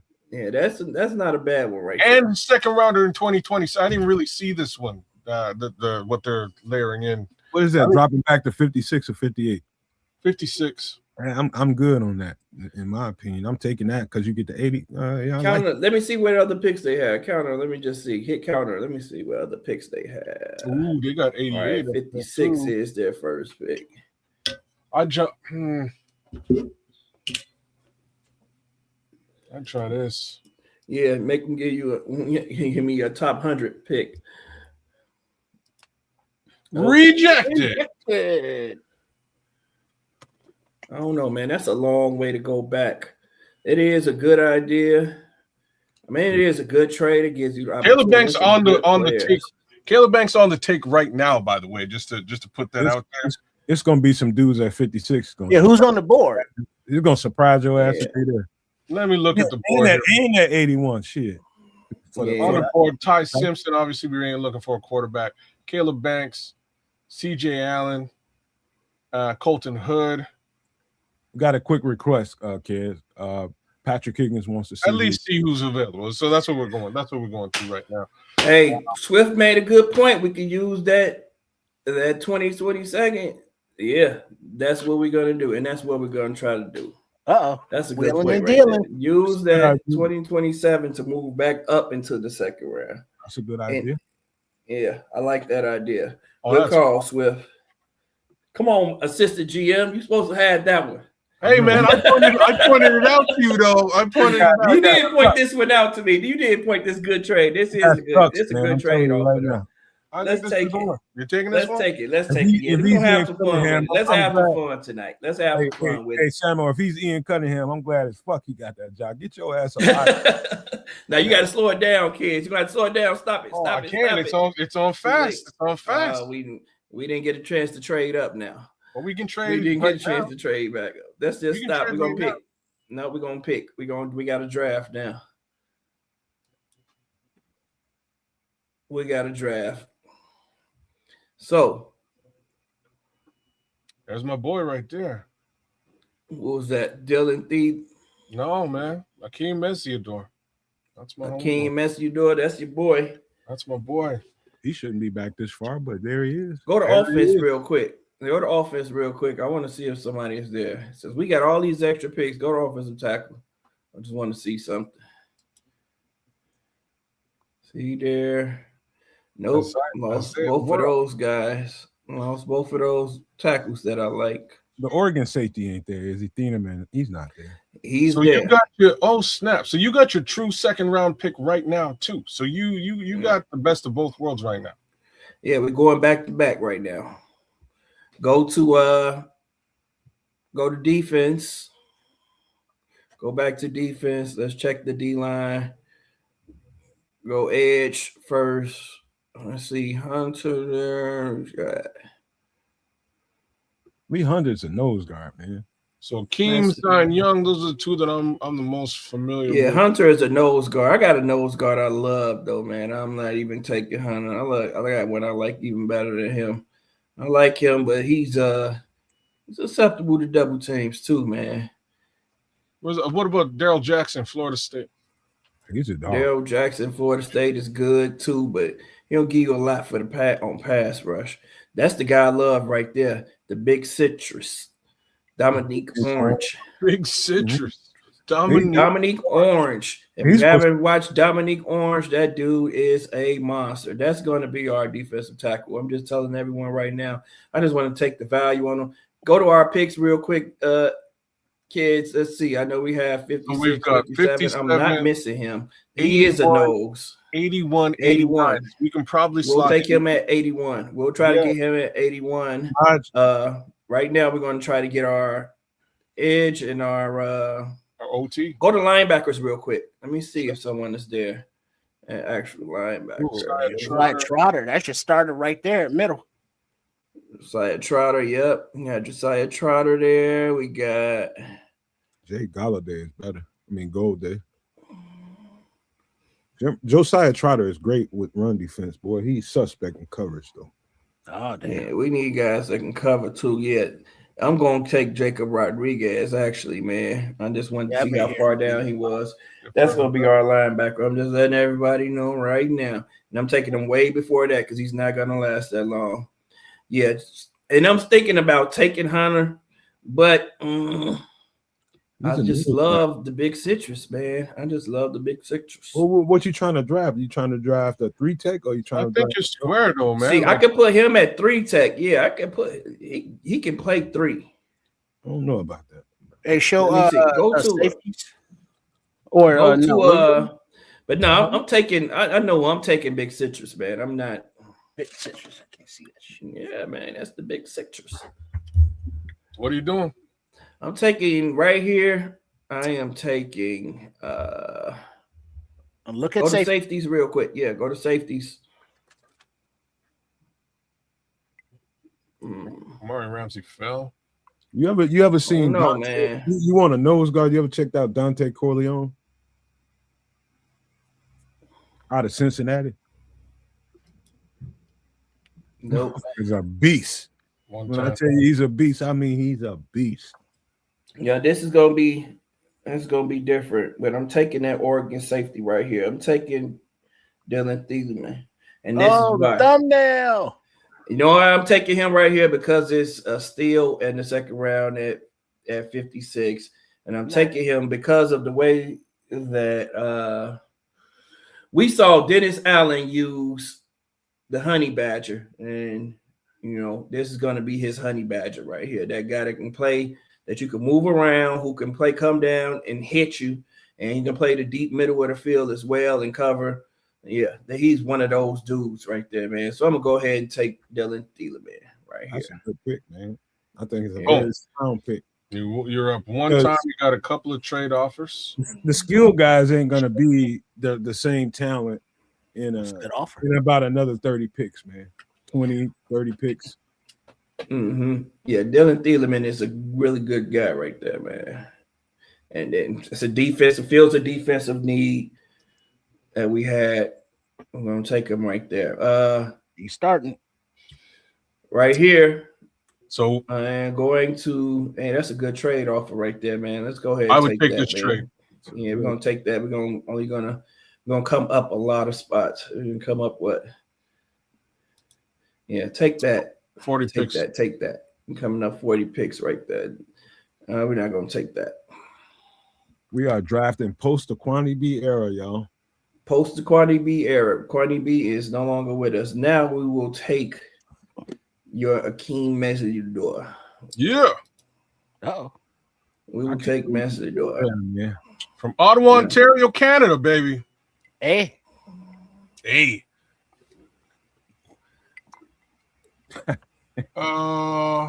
Yeah, these. Oh, I need one of those. Come on, Red Baron, calm down. Hey. Hey, I'm evolving. Okay. They 40 times is up there. I'm evolving. That dude can run, man. Yeah. That dude run a 4.35, man. Like that dude out. That dude bad as hell, man. That boy chocolate in the inside. You know what I'm talking about? That boy bad. It's just a white shell. That boy is bad. I don't know what you want to do here. This is not a crazy, it's not crazy because it's bringing us. We're trading like a 7th round pick for something that could wind up being useful earlier. Moving back to 94, we still have pick 89, 117, and 121 in the list. I can't Not do crazy, but I know you want to get your boy right here. I gotta get him, man, because I can't miss out on him. Right. This is we're in a unique situation where we don't have to have like necessarily anything. The only thing we got to get out of this for sure, unless we do something in the trade market, is a left tackle. I don't know if you did anything there. I haven't. Both of my left tackles are gone. I had 2 guys I like that left tackle. This draft is not a left tackle draft. It's not. It is not a left tackle draft. I was going to draft. I'd accumulate some picks if I was you, man. My first guy was going to be a left tackle. I'm not going to lie to you all. My first draft pick was going to be the left tackle from Georgia, Monroe Freeling. I was trying to go down a few spots to pick him up. And that's what I'm thinking the Bears might end up doing, just because you can't rely on this guy to come back the same after a patella tendon injury. Right. You know he's not coming back for a long time, and you don't know how he's coming back. So if he comes back, then he works his way back after rehab and he's fine, then he becomes your swing tackle. And we just go ahead and draft our starting left tackle right now. That's how I'm thinking. If I'm the Bears, that's how I would think about it, because I can't rely on a guy that's coming back from such a serious injury and rely on him coming back and being 100% at left tackle, man. A knee with a patella tendon knee injury where I have to depend on him, a 6'7" guy at that I have to depend on him to bend down and get low. I'm gonna give you. Hey, Samuel, I'm not Ian Cunningham, but I'm gonna be the head of player personnel. I'm gonna be head scout or whatever. I say accumulate some picks. I say accumulate you some picks, get you some shit a little bit later, fall back a little bit. My opinion. But there's some options at left tackle, man. There's some options. Yeah, we're gonna find something. We're gonna have to draft one. But right now, go to that defensive tackle. All right. And I'm missing down on my boy Zion Young. I might have to right there too. Yeah, I'm taking him. Yeah, I want him now, man. I'm not missing out on. You go watch Dominique Orange. If you haven't watched Dominique Orange, at nose tackle, the dude is a nose tackle that moves like he can play 3 tech, man. I've seen this dude drop into coverage. I've seen this dude get into the backfield extremely quick and on the quarterback. Like, man, this dude has a lot of good movement skills, and then he's not being double teamed. You can't double team this dude, and that's what I want in my nose tackle. I want a guy that I know could beat a double team. This dude is going to bust through a double team and go and make the tackle. You're not moving him off of his spot. You know, that dude is going to show up the run, and he's going to offer us something in the pass game. So you're to saying add on to that- what Samo is saying here, I've been watching that cat for 2 years. He's had another D tackle with him. I can't think of his name. I think he came out last year in the draft. Last year. Yep. But that guy is every bit of. I do think he's athletic enough to actually give you a few 3-tech reps here and there. But his versatility is really, really good. I like this. I've been watching him for 2 years, so I know this guy, man. I really know this guy. That's a good pickup. Yeah, So, good. hold on, kid. So basically, they're saying that Mr. Orange plays like clockwork. Thank you very much. I'll be here all week. No doubt. So what do we want to do here now? So we are at pick 89. You just got, let's take a look at what you have on the team so far. We're shoring up the So defense. you've got this. Yes, we should be doing that all the way through this draft. But again, if you want to deviate and get some offensive talent, you let me know. Can I throw out something Nod said earlier, man? He says I like the punt return, to be honest with you. Oh, I like a punt return. We got a punt returner. We got a punt returner. Nod. You know what? It was missing on that. We signed Calvin Austin. We signed Calvin Austin. We did, didn't we? Yeah. Yep. He's going to be our slot. We let what's his name go? Duvernay leave, and we also let the other receiver from the Bears who was dropping all those damn passes. We let him leave. Ozzie, yeah, we let both of those guys leave, and then we ended up signing Calvin Austin in the offseason to play the slot as well as be our kick returner and punt returner. We're probably going to draft another guy to do the same, but yeah, I looked out for you, Naj, man. You know we're not going to forget about the special teams. We got to keep the special teams special. So I think we need a high-end backup to Kyler Gordon. Because I think we really we do. We're gonna get a corner. We got to get a corner. We got to get a corner at some point. We're gonna get us a good. If you ever need a suggestion, I got one for you. A few. Yeah, I'm gonna need one. I'm gonna need one for. Yeah, I'm gonna need one for sure. I'm gonna need one for nickel. We need another nickel, man. I think a nickel corner. Yeah, I'm gonna need a nickel corner for sure. Suggestion. Let's go to offensive tackle real quick and see what's there, man. So. Like I said, I wanted Monroe Freeling or the African guy from what was the African guy played at Arizona. But they're both gone. So let's see what we have here. Austin Barber. Anyone familiar with him? I'm not very familiar with what are we looking at? We're looking at offensive tackles. Left tackles. I think we need to get a left tackle, man. We're gonna have to draft somebody, and we're gonna have to draft them high. Are we looking at tackles here? Yep, we're gonna have to draft the tackle. We're gonna have to draft them high, man. I'm looking now. Let's see if any of these guys were on the list. Left tackle suggestions that you like as prospects. Shout them out.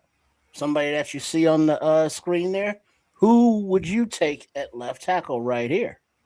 What do you think, Swifty?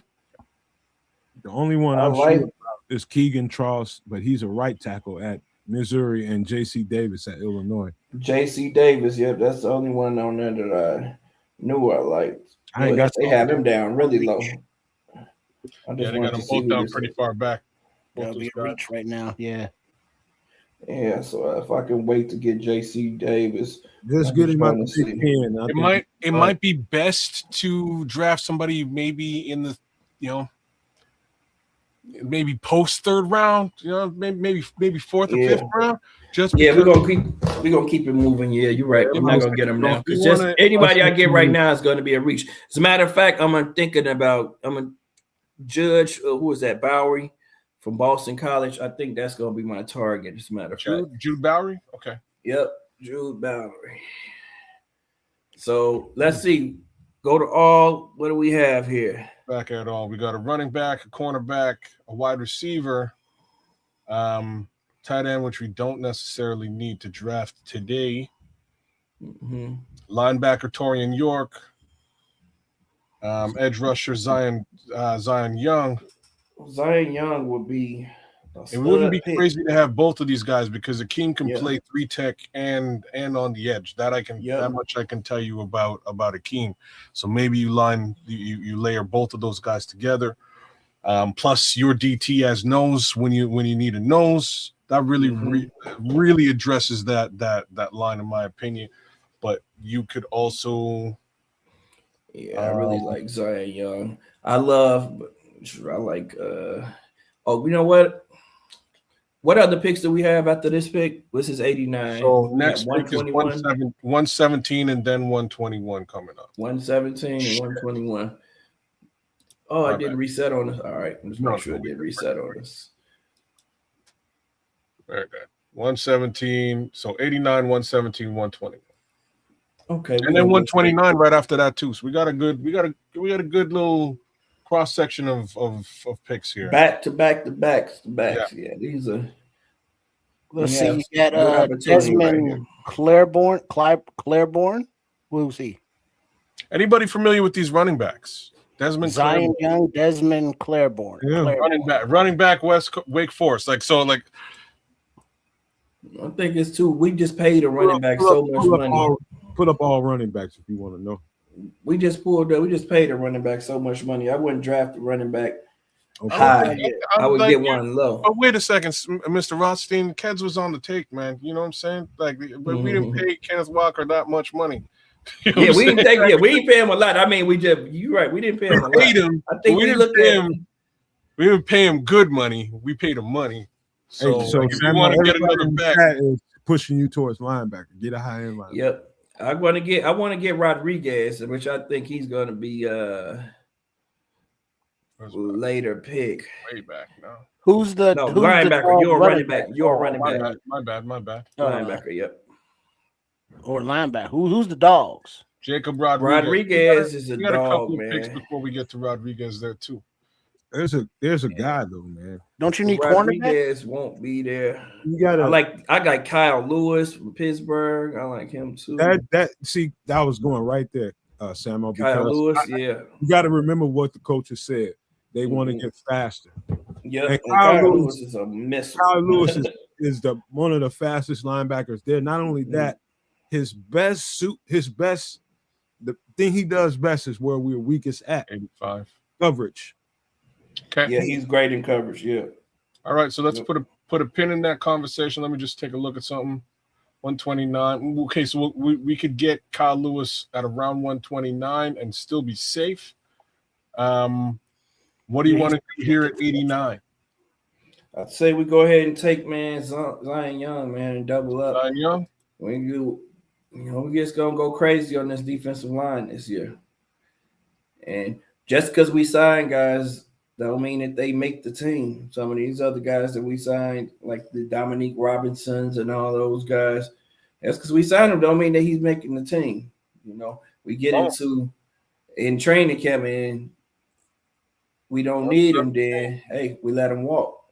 I love this draft so far. We're fucking killing it. So we've got a couple of edges. Unaliving.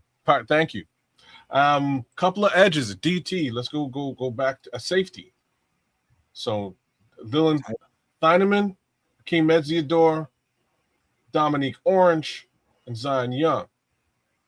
Where do we go at pick 117? Tyreek Sapp is still there. I think he's really going to be a 3-tech at some point. Who's that? Linebacker, cornerback out of Florida.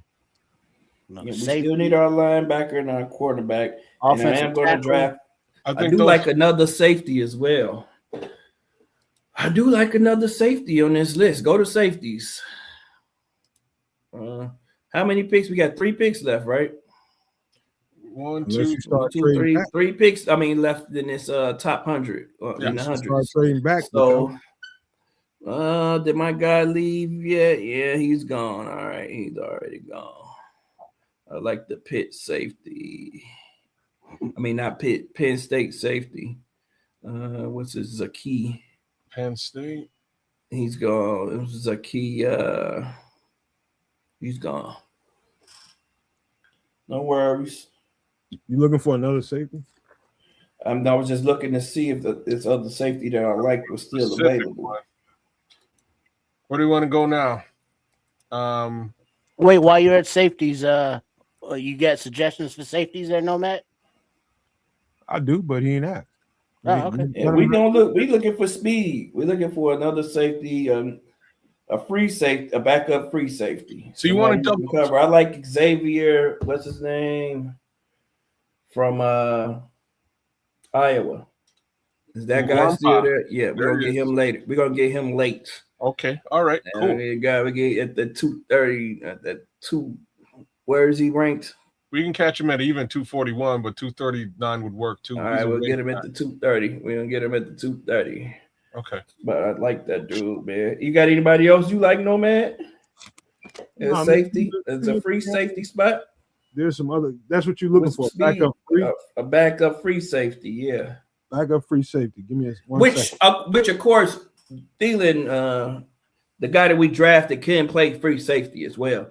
But right now, I'm just saying we need, in the event that someone goes, in the event that Byard goes down, is Bud? I need somebody. Bud. I like Bud is there. Bud is there too. I like Bud too. There you go. Bud Clark. Yeah. All right. So before we do that, do you want to address corner? What do we have at corner? Nomad, you got somebody at corner you like? You said that you wanted a. We definitely want to get a nickel back. I got so many corners, man. I haven't done corners. I haven't looked at corners at all. All right, give me 1 second. I'll give you a name or two. Give me hold on. You know what you looking for? A boundary corner? You looking for a nickel? We need a nickel. Oh, we need somebody who can cover in the nickel. That would be the Miami corner, which I doubt if he's still there. So while you're looking at that, Jude Bowery's here. We're at 117. He's pick number 114. Who is? Jude Bowery, your offensive back. All right. Yeah, that's what we need to take right here. We need to go ahead and take Jude right here. Take Jude. You're going to take our potential left tackle right there. Okay. In that spot. Good call. Good call. Now let's go to our linebackers. We're about to take our linebacker now. I'm just trying to decide. I know it's right there. You were looking at Rodriguez before. Rodriguez or what's the other? I wanted Lewis. Yeah, Kyle Lewis. This is a bit further back at 185. I don't know, but he's good. He's not going to be there at 185. I might have to overdraft him. I'm just trying to decide which one I want more. Hold on 1 second. Just want to look at one thing. Perkins, 4.4 speed. Who's Perkins? Jacob. He's a top ranked guy right now at 111. It's LSU. 6'1", 225. Kyle Lewis is 6 feet tall. So, seems he likes Rodriguez over Perkins though. Tore his ACL in 2024. Oh, that's not good. So you are going linebacker here? Going linebacker here. All right. I'm going linebacker here. I'm deciding between. What's Rodriguez's speed like? That's what I'm looking at right now. It's saying you don't want to know what it's saying right now. I don't think what's it saying? 4.7? 4.7. His game speed was exactly that. But he's really, really smart and always in the right place. That's why he's making plays all the time, though. Yeah. Can he cover? I think you go Perkins just because if the kid's a 5. You say Perkins, Harold Perkins from the first, from the jump. People have been looking at him for a long time. Big expectations. I think. I think if he's been clocked in at the speed they're saying he's been clocked in at, That's a real good start. Same Okay, height. now general we gotta represent for the fan base that says RAS scores and 40 times and all that stuff is nice, but production, game speed, what have these players done on field? Have they done it already? 13 sacks. Rodriguez can slow as dirt on the field too. Okay, so 13 sacks, 26 tackles for loss, 2 interceptions, 7 pass breakups, and 7 forced fumbles. That's not so bad. He makes In up for the SEC. He makes up for it with his FBI. When you can predict something and get to a certain spot ahead of time, you ain't gotta chase people all the way down the goddamn field. That's true. That's facts. He makes up with it. He's cerebral.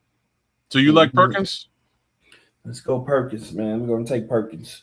We're gonna take the speed. We need speed on the field. Oh, On defense, got to get fast. Chess piece rusher, BT9. Yep. And that's where we can also blitz him. But as a guy, we can blitz. I mean, he's quick as a cat, fast as a cheetah. We taking that. Dennis Allen going crazy on this draft. Skeet, skeet, skeet. I think we take that, kids. Look at that one. Oh, you like this one? This ain't so bad. That's a good Ain't time. bad, right? This ain't so bad at all. Coming up a lot. What's that? Going and accumulate. Yep. That's what I say. Take it. Come on up. That's our last pick to a decent spot. Okay, all right. Let's do it. Let's do it. So we're right where we were now. We're at cornerback, safety. Damn, he's still there.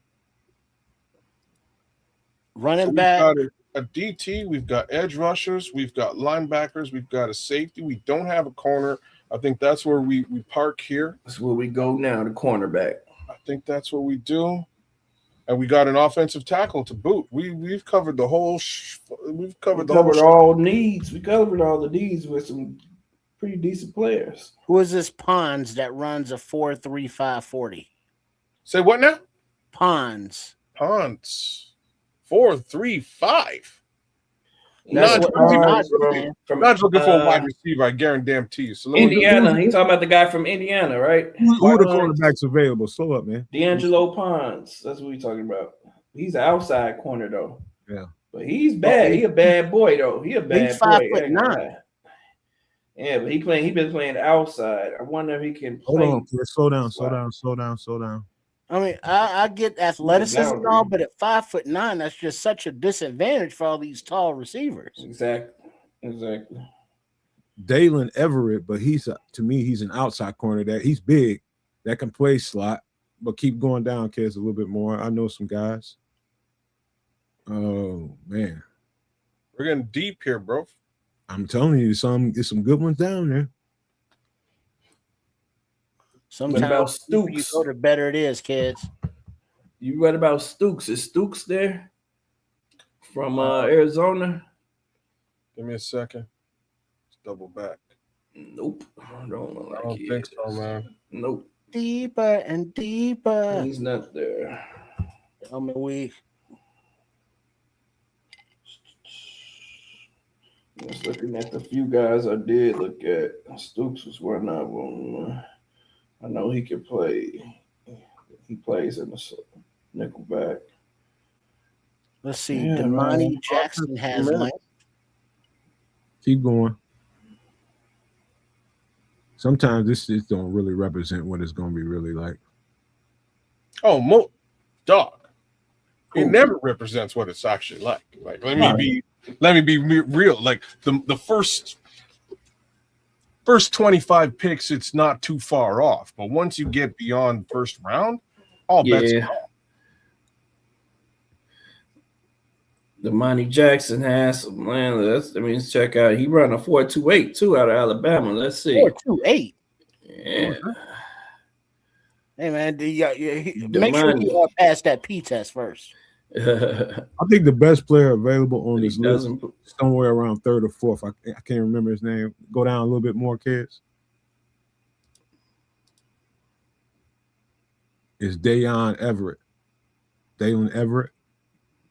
Georgia. Dalen Everett. He's big. but that's what you want in the slot. He's twitchy too. A couple of picks. You got some picks. He's a big play guy. Oh, yeah, you want this guy. Some of the guys I wish you would have had a chance to get, I don't know if they're there. So Domani Jackson's a track star, which bodes very well. 6'1", 192. You say my man running a 4.28. That's ridiculous. Yeah, that is crazy. Is he returning? Does he return kicks too? Oh snap! Maybe he can return kicks too. I don't know. Dalen Everett can play big slot. He can jump out there on the outside and definitely play boundary corner too. Everett runs a 4.34.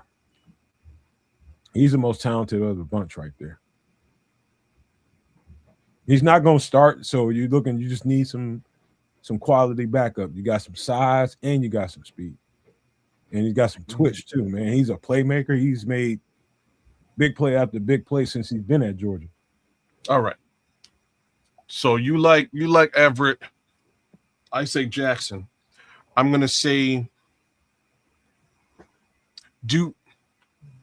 after this pick, where do you want to go? Where's your head at 1-1? So we're at 141 right now. We've got a selection at 181. Where's your head for the next pick, position wise? We're gonna look at we can look at D tackle again, and we can look at offense, man. Safety and running back. Well, we can look at we did we pick that second safety? No, we didn't pick the second safety. We can take a safety or a D tackle. Or and look at offense as well. It pretty much is open at that point in time. We're looking at the best players available after this pick, man. We're feeling a need right now. I think that right now we do need to we need another cornerback. We got to get that backup corner to Kyler Gordon because I don't like Nick McLeod. All right, so what was the second Everett? Would he fit that role as well? Or it's going to be Everett or what was it? What was the other guy? Domani Jackson. Domani Jackson. So whichever one you like more, man, let's go with it. All right, Nomad. I'm gonna give you this one. I'm gonna give you this one. Hey, to be honest with you, I know Bud Clark probably ain't there, is he? He's long gone. Yeah, well, we missed on Bud Clark. Yeah. I go with the Georgia kid, man. Dalen Everett. If you're gonna go corner. There's a kid out of Duke too, but he must be way down there. But he's tough.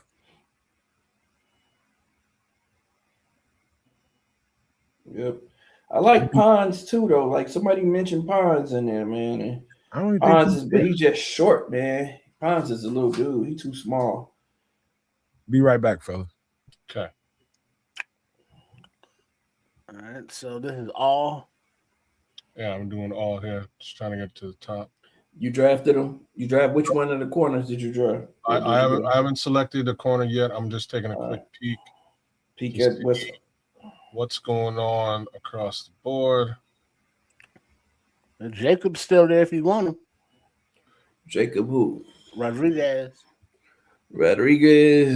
Nah.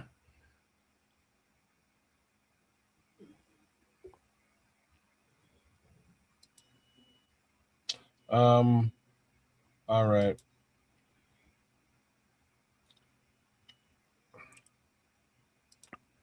I'm making an executive decision here. I'm going Jackson. Boom.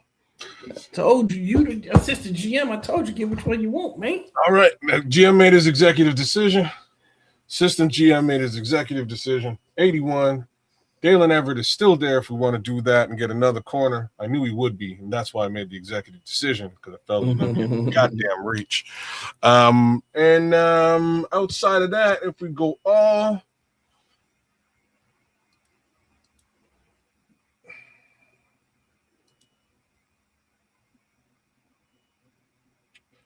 We don't need another.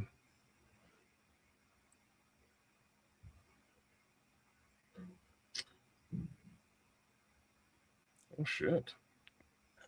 He ain't bad. Marcus Allen, press corner at 6'2". Marcus Allen. 6'2", 179 press corner. That's wild. Who you pressing at 179? Right? Getting pushed off the line, ain't you? You get run the fuck over. Oh shit. You still didn't draft the corner yet? No, we're good. We did corner. All right, what we doing now? That is the question of the day. Where do you want to go here, Mr. Ross? Running back. I'll go back to your D line, man. Keep D-line. drafting D line. Keep drafting in the trenches. Yeah, I like.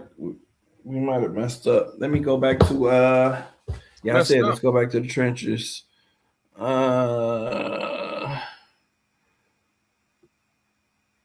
Ponds. Oh, I like that guy right there. Who? Texas Tech dude. Skylar Gill. Howard. I like. Don't Skylar worry, Gill, Howard. Oh, Skylar Gill. Yeah. They have anything about him? He may be too small for our system, though, man. I don't know about that, man. I got some. But shit, he the same size as Jared Verse. I mean, it's Grady Jared Verse. Don't worry. I don't think he's too light, man. Yeah, Skylar. Yeah, I like Skylar. Kind of explosive. Yeah, he's really explosive, dude. I know we're gonna target Skylar. Go DT. Let me just take a look at the DTs, kids, real quick. That's where we're at. Okay, hold on. Don't worry, be happy now. Let me tell you about the song I wrote. Sing it to you. Not Aaron Graves, very underrated out of Iowa. Who? Don't worry. Out of Iowa. Very, very underrated. Oh. Slow down, Cats. Just a little bit. Keep scrolling, but just be a little bit slow. Aaron Graves, very underrated.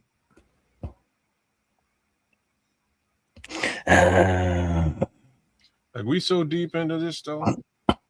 Crown Point, Indiana. We are deep into this, man. Start on. What am I gonna say, man? I really like Skylar, man. Bryson Eason, well, I think he's more nose tackle too as well. Holiday start on. So what I want that 3 tech. I want to get a guy that can play 3. Where's straight up 3. You got this name for me, kids. Zane Durant. See if he got going.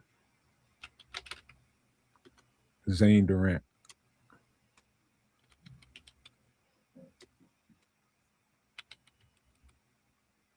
Nope. But he's a DT? Yeah. Yeah, no. He's not there? He's gone. All right. Let me go to the bank.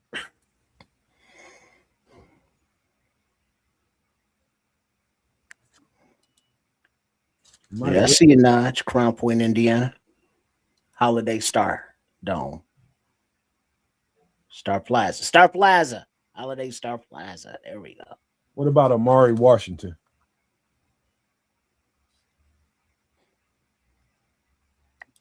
DT? Yeah.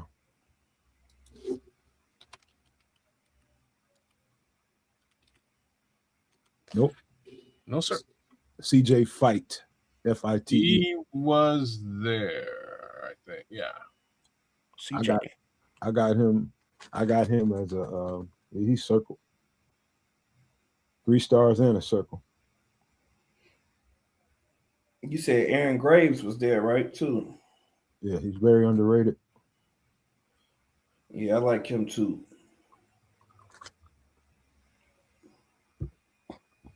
I like Graves and I like Scott. Where's Graves ranked?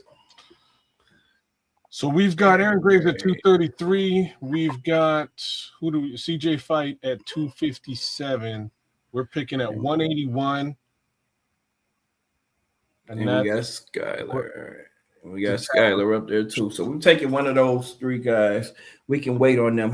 What other picks do we have? Let's just assess the field what we have right now.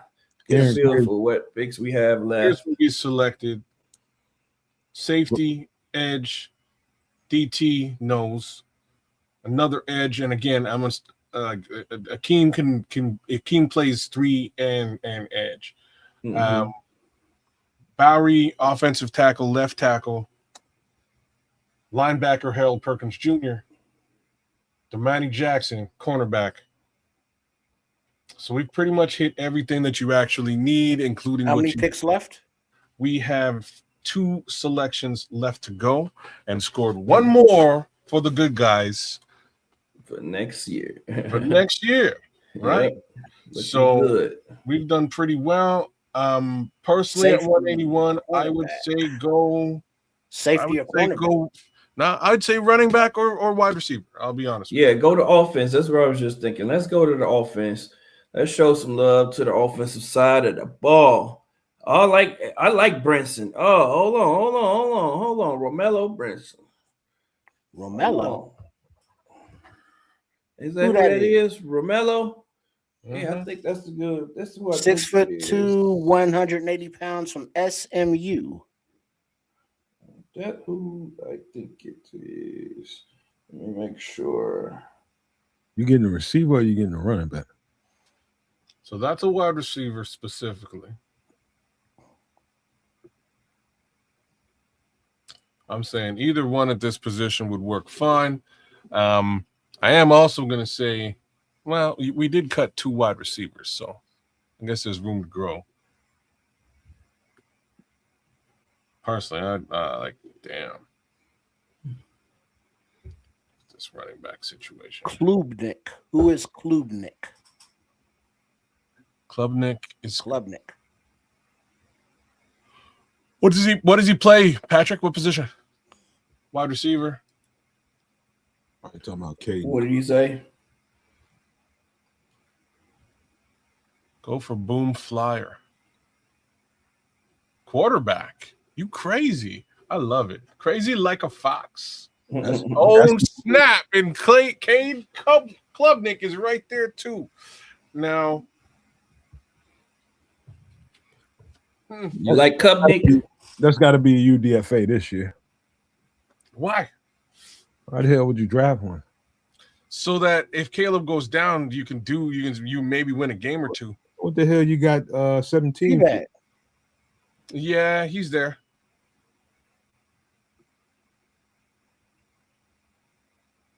That's not smart. I don't know. I mean, he would be the 3rd quarterback unless you're bringing him in to compete with T-Bag and trading T-Bag. He is I like him though. Now, don't get me wrong, Patrick. Trust me, I haven't seen him. He's tough. The quarterback, tough. Yeah. He's tough. Klubnik. Yep.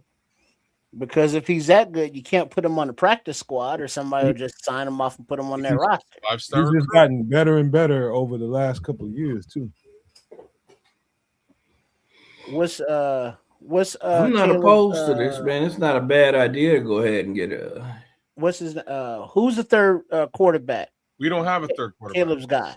He's gone. He's gonna be Caleb's buddy. Some veteran that gets we let him go. We let we let him go. What's his name? Case Keenum. Thank you. He's gone. Keenum, yeah, we let him go. Unless they plan on Tyson Bagent being a veteran this year, which I doubt it. They're gonna bring another veteran in here some way, somehow. I don't know if I'll just say this out loud. I don't know if a veteran is required this year. I think he was definitely ultimately required the last 2 years. We didn't have one in year 1, and I think it hurt Caleb's growth. Year 2, I think it really helped Caleb's growth, but he's now gone. He still needs a vet. You think so? Yeah. I don't know if he does at this point, man. What vet is the better question? Which vet do you bring in that fits with his personality and everybody else that's doing the offense? First of all, you haven't gotten an offensive coordinator yet, so we got to wait to see what happens there. Well, what you do is you elevate JT Barrett to offensive coordinator, and you bring in Case Keenum as quarterbacks coach. Well, he's gone. No, you hire him as quarterbacks coach. I We think can he's always signed with bring someone Keenum else. back if we wanted to. Now, he didn't Not sign on the with anyone roster, else not yet. as a player, just as a coach, not as He a didn't player. sign with anyone else yet. It's us or nobody for Keenum, man. I'm not opposed to this Klubnik idea. I'm not gonna lie. Samuel, I think these running backs are sweet at this spot. Who's that running back? Who's the running back? Pull What him up. running backs I'll are show you. It's a running back from Arkansas I liked. I know he's long gone. The big dude Slow down, kid. Slow. Go back up a little bit. that I did like that we didn't talk about. We didn't get into it. Arkansas gone. Yeah. Patrick is saying Klubnik has first round potential. Keep going. They just gave the rep fuck. pick 200 plus. Sorry, rep pick Le'Veon Moss is there. Oh fuck! What? Who's there? Le'Veon Moss is there. Le'Veon Moss is there. Oh yeah, we'll take Moss. Oh, well, he's a reach right now, ain't he? No. That's for Texas. He's got no business being here. Nah. But it could happen. It could happen.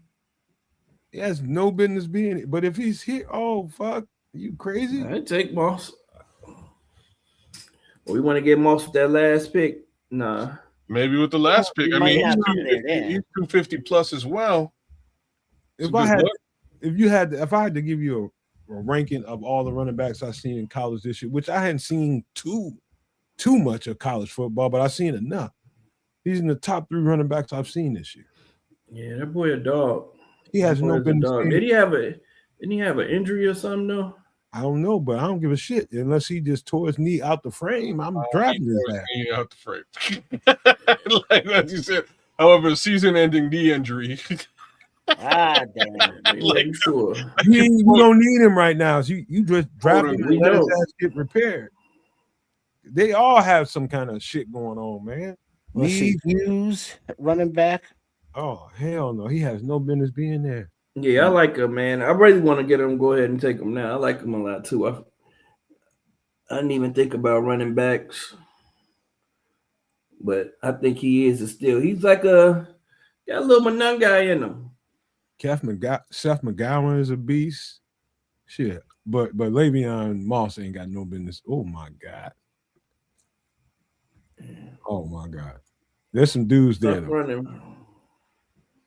You talking about guys that ain't gonna really get no reps. And so if you ever can draft a guy that's got some shit going on, knowing that he ain't gonna really get too many reps, this is the time to do it. Yeah. I want to take him, man. I think we take him. So Le'Veon Ross over Romello Brinson. Yeah, over Romello Brinson. Over Brinson reminds me a lot of what we already have in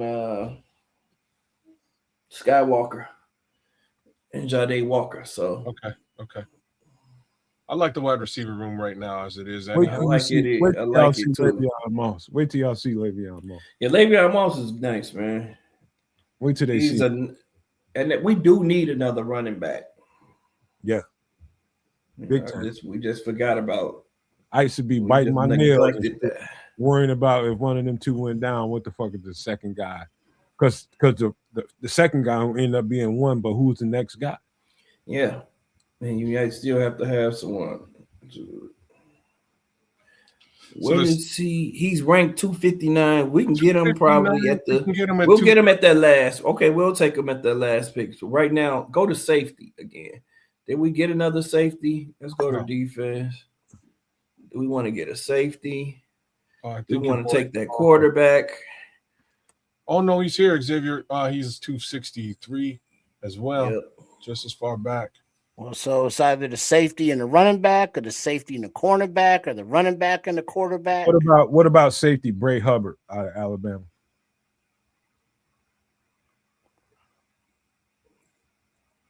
I mean, he is as solid as they get. Just Google. Just type in the name, kid. It's probably easier. You got 2 picks left. Where to go with them? Bray. 2 picks left on the board here. No Hubbard, sir. Bray Hubbard gone. Yeah. He should be. Hold on. I got some more for you. AJ Hanley.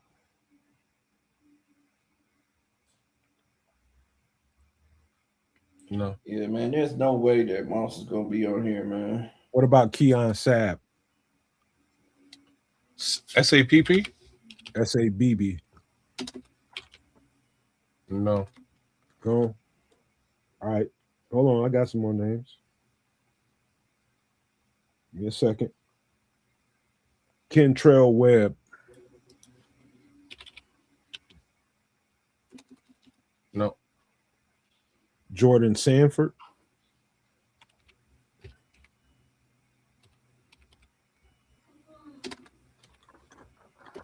No. Oh, wow. We really down. We scraping. We scraping right now. Well, Listen. Go to all real quick. Let's see. What else we have there? best player available, Romello Brinson. It's Romello Brinson is the best player available. We don't really need Romello. Klubnik. He might end up on another team. Kyle Lewis. Oh, wait a minute. No, yes, we're taking Kyle Lewis right here. Man. What? Draft Kyle Lewis. He's still there. The hell, yes. Draft Kyle Lewis. What? I think we found our guy. Yeah, draft Kyle Lewis, then the running back, then get the running back. I think that's a great selection. Yep. Great insurance. Great insurance. Damn straight the clock timed out, Paul. You're for real. Now you definitely got to get the third running back. Oh, Unless you're gonna trade back right here. Which You know what? We're gonna do this trade, y'all. We're gonna take these two. That's a good trade, though. It's a great trade. I hope our running back's still there. Le'Veon Moss, if he's still there, man, the Get Moss, guys man. have blessed us, man. Let's just see what happened here. All right, So he's there. nobody that we really were targeting has been selected except for Get Moss. Moss is definitely on the roster, and so is your safety. I think that's what we'll do. So we'll get Moss right now where he belongs. He's very close to here. Le'Veon Moss, 259. Boom. Well scouted, gentlemen. Well scouted. And we're now right Well back up. done, Mr. Iowa safety. 5. And Iowa safety. where were we? Iowa safety, he says. Safety. We're still going safety. Yep. Xavier Nwankpa. Yep. And Yep. that's your draft, Samuel. This is a dangerous ass draft. Nice. Made Samuel it through it. Rothstein. We made it through it. Recap us, kids. Oh, I'm going to. I'd like to How give you. about just blowing this screen up? We can do that. Dennis Allen's a very happy man this evening. Mrs. Allen, I'm he sure, is. is happy too. Bring it down a little bit, kid. No, we good. All right, there you go. All right, ladies, gentlemen, your 2026 Chicago Bears draft, I think it went swimmingly well.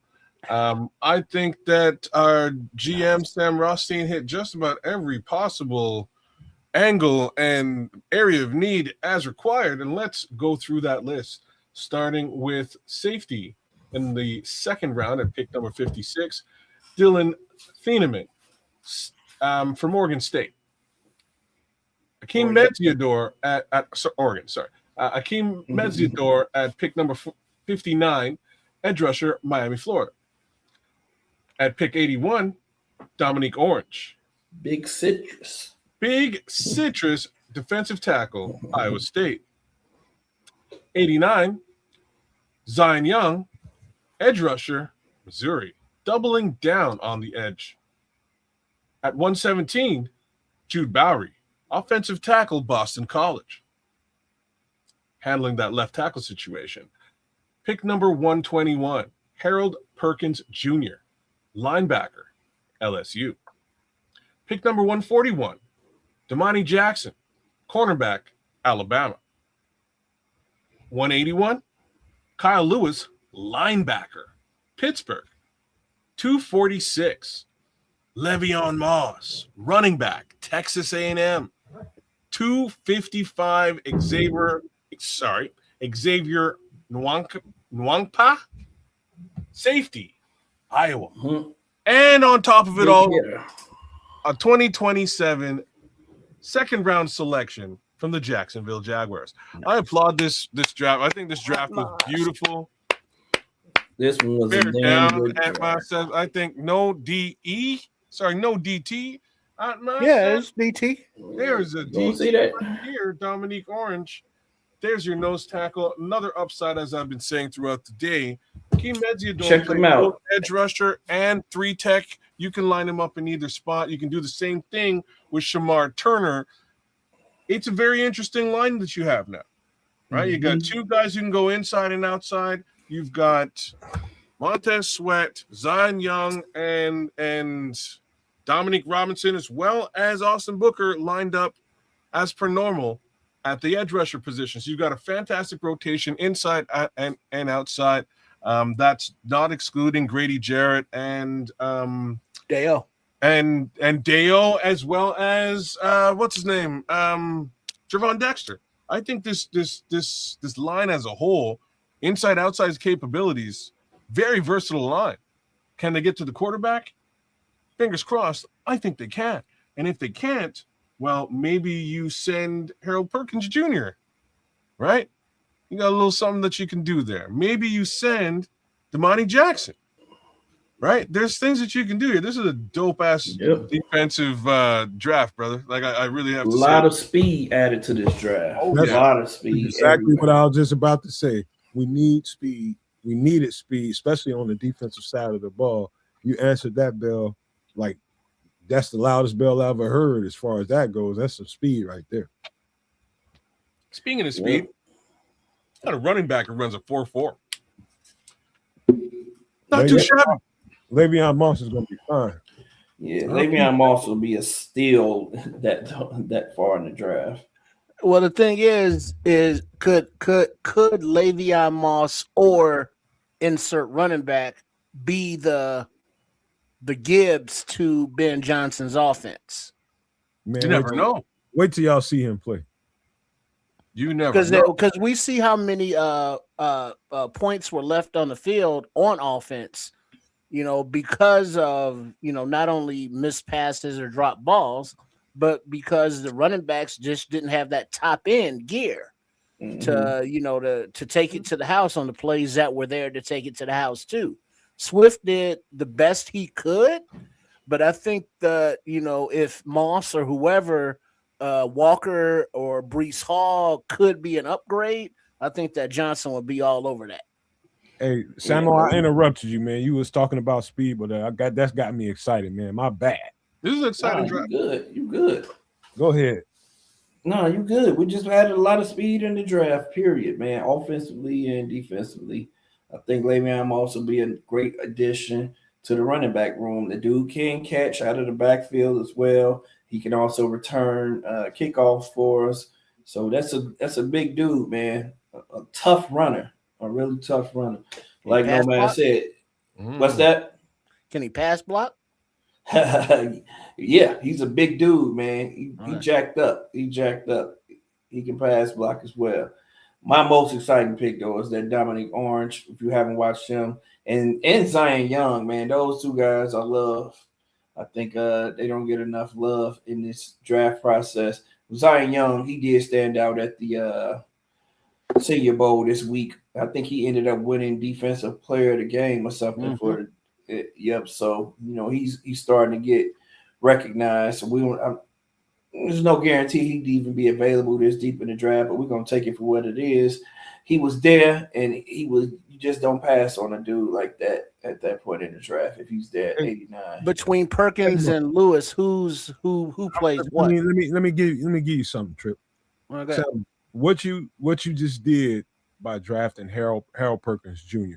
You know how they weaponize a slot corner and use him all over the place. Slot cornerback, they'll put him as a linebacker. They'll just use him in all kinds of tricky ways to really give the quarterback flux. Very rarely do you have a linebacker that you can do that with. Like that guy is so athletic, so fast that you can literally put him on a slot receiver. Literally. That's the last thing any What? coach would want to see happen is one of his linebackers lined up on a slot receiver. He can line up on a slot receiver and he can fake like he's on a slot receiver and end up on a blitz. That's a special treat because he's a monster at getting after the quarterback because he's so fast. He is a blur. Yeah. So I mean, absolute speed. This guy alone, just by his presence alone, makes the defense 50% more fast. And to have him and Kyle Lewis, who's also a fast running back, able to rush the passer, get from sideline to sideline. Having both of those dudes on the field, man, and to get both of them in this draft, man, that'd be a steal. Man, that's called an upgrade in the entire room, man. That entire linebacker room has been elevated. These guys will also come downhill and hit. They process things fast in the running games and come downhill and they strike. That's what we want out of our linebackers. Well, as you move back though, and you look at the safeties between Dylan Thieneman and Xavier Wongpa kind of remind me of what's his name, Merton Hanks. That neck. Oh snap! Yeah, old school. He a thumper. Yeah, he likes to thump, man. We need another guy that can thump. So both the safeties will hit and tackle. You gotta guys. You want to be on this team? Shit. Yep. And they both got speed. And they both got some speed. On them. So it looks good. This is a great draft. I don't know if I can top this draft, man. I'll be straight up and down. Not you already part of this draft, man. I'm just saying down the road.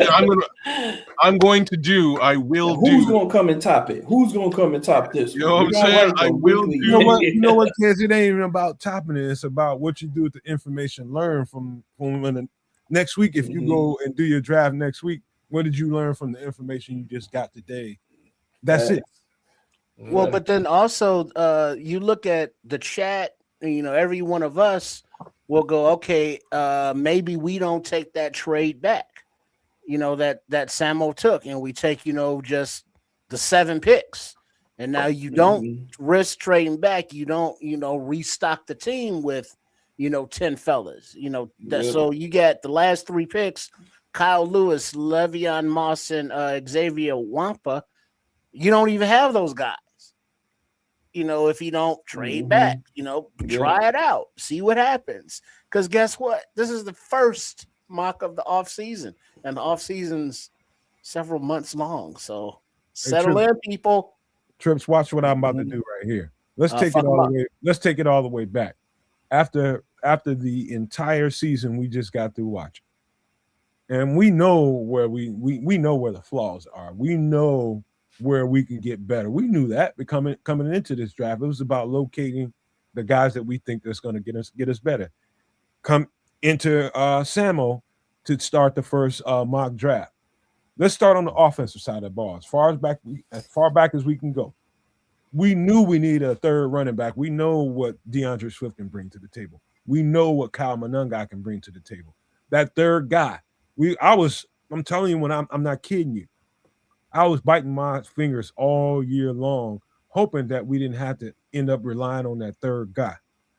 I think Samo answered that in this draft with Le'Veon Moss. Le'Veon Moss is more dynamic than you guys can imagine. They haven't seen that guy play football.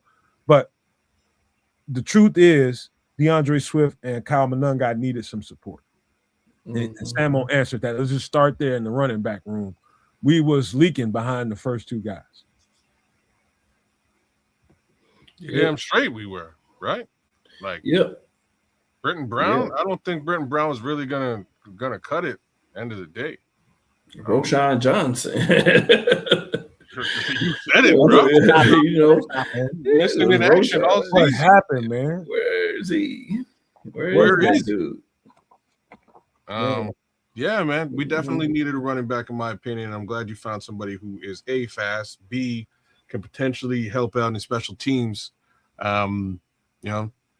C, serve as that third back when in a long season, you might get hurt, right? So I think that works. I really like this draft. You covered everything I was really looking for, including the corners. That D-line is completely retrofit. You can have a freshman whenever you need to have a freshman on that line. I saw Montez Sweat off the line very frequently this season, and I always wondered why. Let me double down and say somehow Dominic Robinson filled that role, and he filled it really, really well this year. Well, let's stick to running back. Let's stick to running back for the shorts that we're going to try to create after this. Sticking to the running backs. Well, I got nothing else. I think Le'Veon Moss, I think his talent is so high. Even after this injury, I know he's going to come back well. I think his talent level is so high, it's going to push the room. It's going to push everybody. Those two guys are established, but I still think he's going to push them to another level because it's going to be a straight up fight for touches at this point. He gets healthy, I'm telling you start handing this guy the ball, and we're going to have a whole other conversation. This is going to be, I'm telling you, Le'Veon Moss in this room, how the hell did he end up there? But good on Samo for getting him. Man, he's going to raise the level in that running back room. I'm telling you, Le'Veon Moss is the truth. What up, Terrence? Yeah. Word up. And it was an ankle injury at that, so I had to look it up to see. It wasn't even significant. He played again after the injury in December, so at the end of December. So so he didn't tear up his knee. He didn't tear up the knee. Then why did they say he tore up his knee? Hold on. You got Tripp's attention because all that dude needs is a bloody nose. Trips would be like, because it was like reconstructed knee, hell to the no. But it's it wasn't a reconstructed knee. No, I just said I knew he had got injured and he was out for a while. Hey, I couldn't remember what the injury was, and I ended up looking it up, and they said it was an ankle injury. Sam, he did play again. Man, if that guy had a bloody nose in the 8th grade, Trips would be like, we can't draft him. Yeah, and also if he was over 25. Yeah, if he's over 25, it's over. So because it's just I get it, the talent may be there, but it's like I just keep looking at players that are drafted when they are not healthy, and it's like, well, that's not a good omen for your career, homie. Granted, anybody can get hurt at any time, but let's go with when we get the fresh, shiny new players out of the draft, let's make them fresh and shiny and new, not reconstructed or rebuilt already. I'm just saying. No previous injuries, major. All right, let me move to the next part because I think it was smart not to go here because I do think we did a really, really good job of supplementing our tight end room. So I don't think it's much conversation that needs to be had there. I don't think, unless you guys got something. I think it was smart. Yeah, I think it was, if you'd had an extra pick or two, maybe get a tight end, but I think it was good. Not with Noah Fant. Using those. Yeah, we ended up signing Noah Fant. That's the only reason I didn't sign one. Because I like this guy, Sam Rouse, out of want to say Stanford. That was going to be my target tight end, but I forgot we had signed Noah Fant. So we good at tight end. Okay, let's go and move into the offensive line. The only reason to me that we really need to talk about the offensive line is because Ozzie got hurt. And we're talking about the next man up. What are we gonna do there? That being said, you drafted a guy, Jude Bowery, out of Boston College. I think that's sound. Poles would love that. And I think also talking about the offensive line, I think we, if you could say it, I think we a little bit overperformed at certain spots. Like McFadden, he showed up when a whole lot of people didn't think he would. Luke Newman came onto the scene and everybody was like, holy crap, what? He was so good on tape, I can't even describe it to you. And so I think at that position, you're talking about guard, I do think we got a little bit of depth. I do think we probably need one more guy at wherever we get him, we supplement that position at guard, making sure we have two quality backups at each position. You know what I'm saying? So you got a left guard, and both of those guys need to swing. So I do think that was I'm good with you not drafting another guard because I do think we got some guys that came about during this season that at least McFadden, I can say that, golly, that was better than I thought. Now, Uncle Fucker, motherfucking fucking Foster wants to know: have you seen Jude Bowery, and is it possible he could fill in as a, when he's ready, as the left tackle? Yes, that's why we drafted him. That's why we drafted him to play, to go and compete for the left tackle position immediately this summer. Because we don't know who's going to be there and be able to start at that position for us. Even if he doesn't start the season, can he ramp up and in a few 2-3 weeks, 4 weeks into the season and maybe secure that role and hold that role down for the rest of the season? Because I'm just not depending on Ozzie to come back at all this season, simply because of how late his injury was in the season. And we want something called continuity on the offensive line. We don't want to insert a guy who's dealing with an injury on the offensive line in mid-year or beyond mid-year, and watch him struggle to come back, to overcome his injury and to develop continuity again with his other line mates. So I just don't want to see that happen. So I think you have to go and draft a guy that's going to be able to compete, or sign a guy, but somebody has to come in and fill that role for us this year. We can't rely on Ozzie at all this year. And if he comes back and he gets back to 100%, and maybe he can compete for that left tackle job, but we have to go and find a left tackle, I think, this offseason, regardless of what everyone else is saying. So, you seen the tape, Foster? What's he saying? Foster's saying he can fill in at left tackle. I've seen the tape. He can play both sides, I believe. Ozzie, if he's lucky, huge too, will be back in December, so no counting on him. 100% Foster. So that was just what I was reading with respect to Mr. Bowery, Jude. So Jude did play he played from 2022 to 2024 at right, made the switch in 2024, played 12 games in 2024 at left tackle, then played another 9 games at left tackle this season. So he's got about 21 games in his, at the left tackle position coming in to the NFL, which is clearly better than what we had last season with Ozzie Trapillo, who we had to switch at the beginning of this season and work through that switch. So I'm going to say he's probably going to be doing great. Foster, we love you, man. Big ups to you and the guys over at BCP. Look out, Foster, man. We love the shit out of you, man. That being said, I think he would be able to step in and take care of business. The upsides for me, though, here is he's a 4th round pick in this situation. It's not necessarily obvious competition, quote unquote, for the 2nd round selection we made previously, or even the 3rd round selection we made previously. So these two guys are going to battle it out between him and Karan Amagaji. I kind of slightly expect Jude to take the cake, and then we move right on. We got ourselves a left tackle, if only a stopgap until Ozzie gets back. They coach those guys right at Boston College. That's what I know. I know that on the offensive line, they do a really, really good job at coaching those guys up and getting those guys pro ready. It's a pro style offense, which is why I'm very happy with this pick, because if you're gonna pick a player that can translate to the NFL, well, most of the time the offensive linemen really fare well that come out of the Big Ten. They really fare well faster than some of the guys from the SEC, the ACC, but this is an ACC player, Jude Bowery.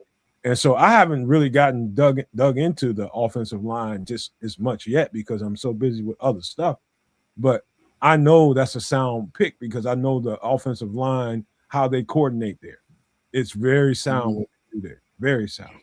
Yeah, their head coach, man. You know who their head coach is? What's his name? Bill O'Brien. Remember Bill O'Brien? He used to coach the Texans. Yeah. The Texans. Saints, Texans, yeah, that dude is a no nonsense type of dude, man, and he believes offensive line play is important to him. So Not the he's Saints, those Patriots. guys are gonna be, yeah, Patriots. It was the Patriots and Patriots and the Texans. Yep. Mm-hmm. Then he was a head coach of the Texans for a few years, but he's head coach there now for Boston College. So he has that eye for guys that he spoke very highly of, Bowery. So, well, so let's talk about clearly Ryan Poles has a soft spot for offensive lineman from Boston College. So I think this might be a super duper sneak peek into what actually happens in this draft. They know what the hell they're doing, man. They know what they're doing on the line at Boston College. I can tell you that. Watching enough of that tape, I'm tired of watching this shit because it's boring. But that's a good thing. A boring tape for an offensive lineman is a better thing than you can imagine. It's boring. Ozzy's tape was boring. And this guy is the guy that ended up playing the left tackle when Ozzy switched over to the right. And so, yeah, I think we're getting if you draft this guy, you're getting a really good pick. But let's hop out to receiver real fast. You didn't do anything there, and there's good reason for that. You're going to keep DJ Moore. You're going to keep basically your core receiver. You got Rome, you got Luther Burden, and you picked up a slot receiver because you let go of Zacchaeus. And that guy is Calvin Austin. And so I think that was a good sound judgment there. Unless somebody jumps out the screen, jumps off the page at you, no need to go and draft that spot right there. You be able to supplement that if you have to as well. But I love our receiver room. I love it. I think we got the potential to be the most explosive offense in the league, and I think at times we were. So I love just not having to even talk about receiver right now, which we seemed like my whole existence, kids and trips as podcasters talking about who do we need to get at receiver. We don't need to have that conversation so much. Imagine that.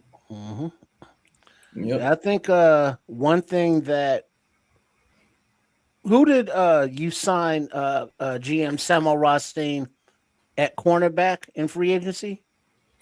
We didn't sign the corner. We didn't sign. Well, let me get over there because we're done talking about the offensive side of the ball. Let's get to the defensive front. And what you do here, Samo, with picking up Dominique Orange. Now, in my opinion, you can fuss and argue with me about it. I do think he's a nose. Yeah, he's a nose for sure. Yeah, he's a nose. We felt like we had a need there, right? Absolutely. We didn't re-sign Billings. Yeah, let Billings go.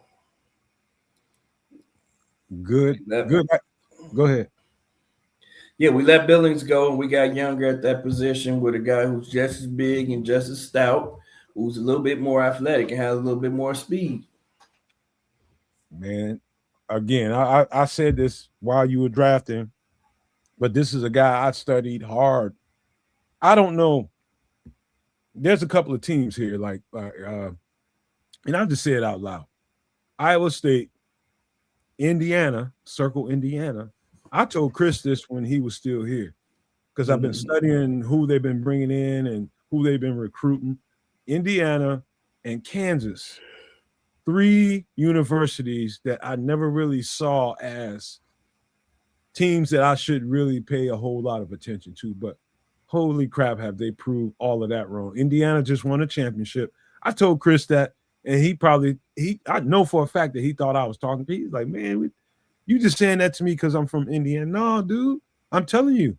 I don't know where they're getting these recruits from or how they're getting them, but some alumni is spending big money making sure that they got some top-notch recruits, and they've been doing that for a while, and it just manifested into a championship this year.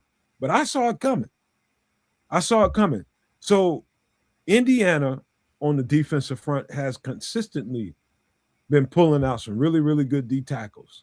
Kansas quietly has been consistently pulling out some really good D tackles, and so has Iowa State, which is where Dominique Orange is from.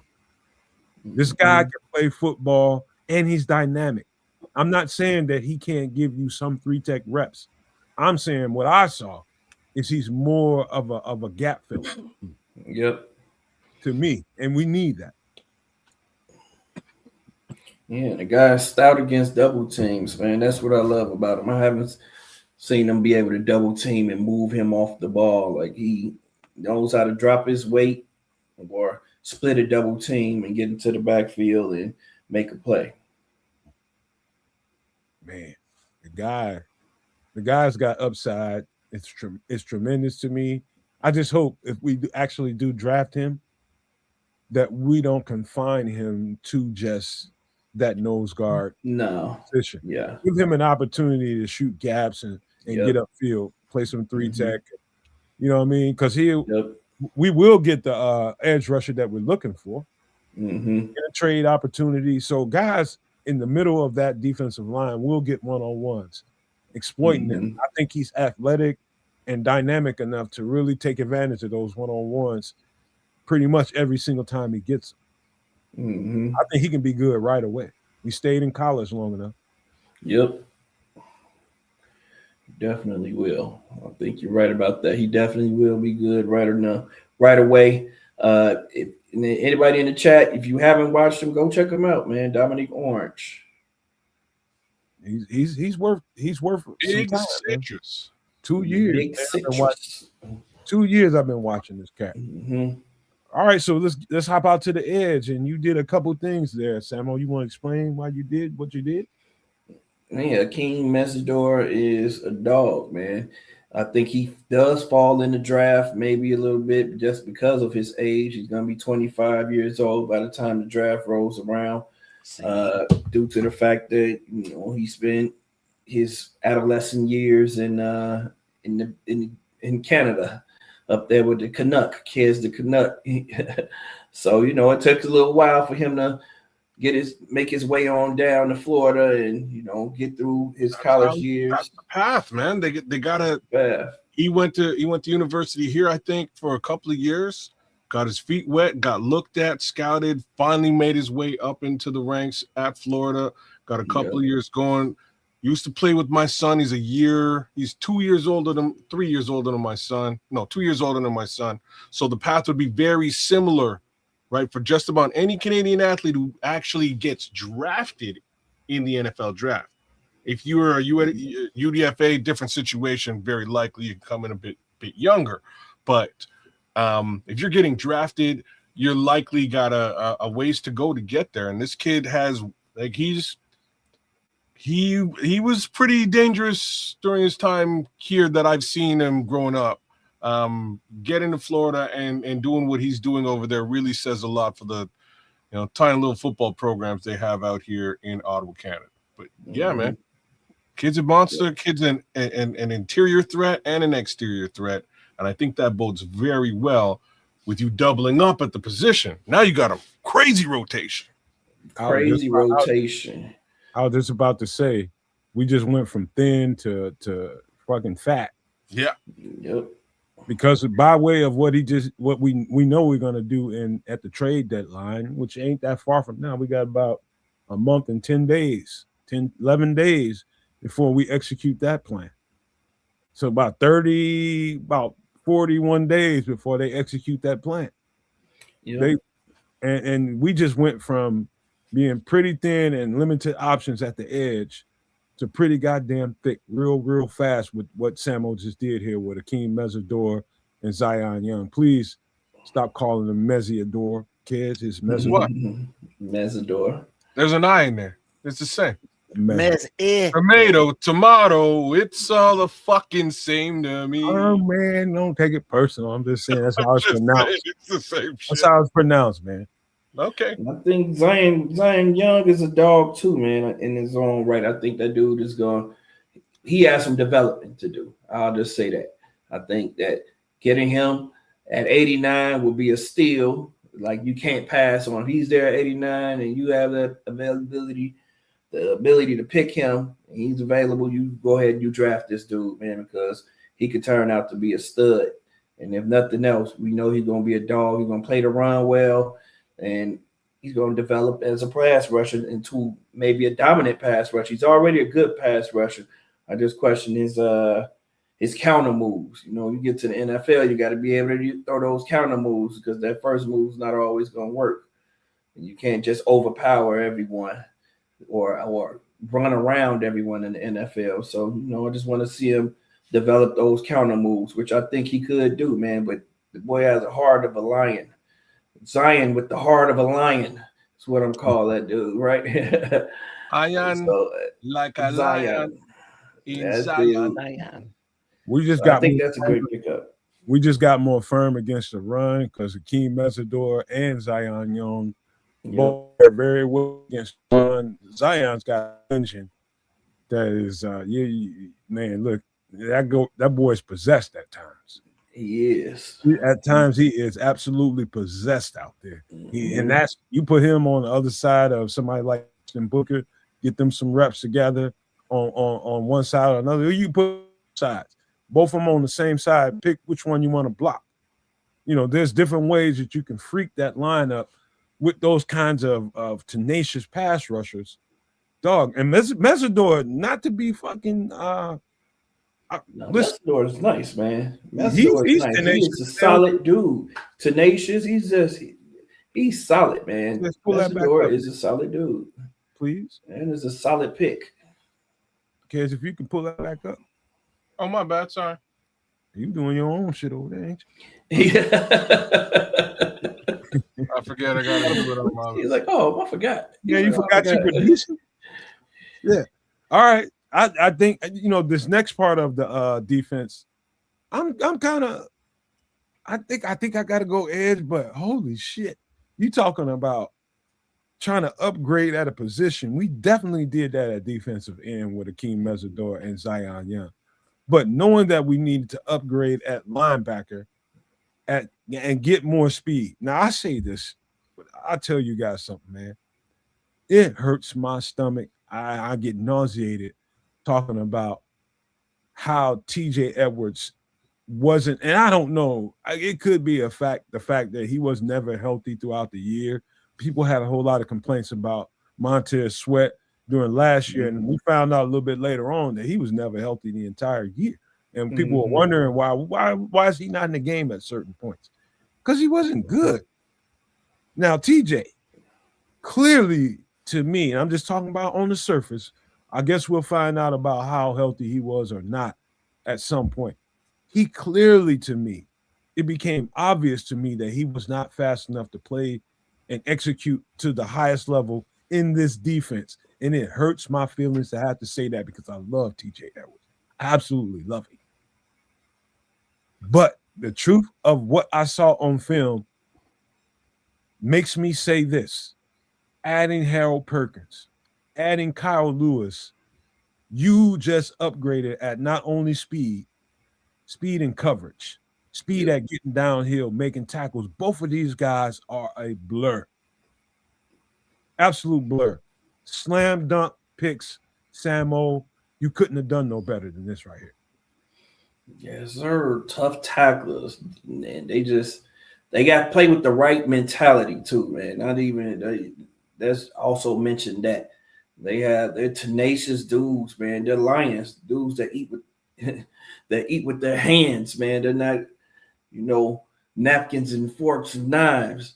These are hunters. We're talking about hunters, right? We have at linebacker right now. These guys are going to eat. They're going to come downhill and get to the quarterback, or they're going to drop in coverage, and make plays. They're not just dropping in coverage either. These are playmakers when they drop in coverage. Kyle's making interceptions, tipping passes, giving opportunities for the DBs to go and make those interceptions. They're also forcing fumbles, both of these guys. So these are two great linebackers, man. If we ended up with these guys, man, it is definitely an upgrade in that role. And they're going to be great on special teams, too, because of that speed. Love it. I'm not sure. I'm still tossed up as to whether we got better more at defensive end or at linebacker, because those linebackers, y'all got to watch Harold Perkins Jr. and Kyle Lewis on film to know exactly what's making me so excited. These dudes get down. They can get, I'm talking about Bird. Dennis Allen, in order for his defense to be effective, because he wants to blitz a whole lot more than he blitzed this year. He wants to get downfield more than he did this year, but he was forced because he's playing with somebody else's personnel to play it a certain kind of way at times. And when we was disappointed in the way the game looked, you have to keep things in perspective in this way. Like how would you have played a certain situation if these ain't the guys that you pick? Are you gonna play it more aggressive because that's the way Dennis Allen's defense is supposed to look? Or are you gonna be heady and smart, knowing that you don't have the guys that you supposed to have, and play it safe a whole lot of time? That's why I look. Gotta play it safe. Yep. Right. I was trying to explain that live, and I don't know if it hit home, but that's what you have to do when you're basically dropped into this spaceship with all these guys that somebody else hired. Mm-hmm. It's the way it is. So you're saying with this speed added that Samuel Rothstein put on here, that Dennis Allen could be less bend and don't break defense and more less force the issue and get off the field defense? Freestyle Friday, goddamn. Yep. We're gonna be a lot more aggressive with a defense like this. Well, if he can, We'll be able. What happened? The idea is like generate pass rush, and that was really the issue. Yes, Montez got 10 this year. Austin Booker got a couple, 2, maybe 4, maybe even 5. There was a couple from the interior as well, but constant pass rush is what was missing, and that's why he couldn't really do what he was trying to do, be as aggressive as he would have wanted to be. But if we can generate pass rush with what you've built here, absolutely he can send some folks. Kids, look at it this way. Trips, look at it this way. Let's just say you send the front 4 and you send 2 extra guys. You say you send 6 on a blitz. Now you got 5 in coverage. Do you have the speed behind those guys that are coming on that blitz to cover the space that's left open when you send those 6 guys? Did he have it this year? At times, yeah. When they play with extra DBs and they play in a dime package. When they got CJ out there, they got Kyler out there, they got Tyree Stevenson and the whole host of guys. But Tremaine's the only linebacker you got out there. So that's really your only linebacker in run support.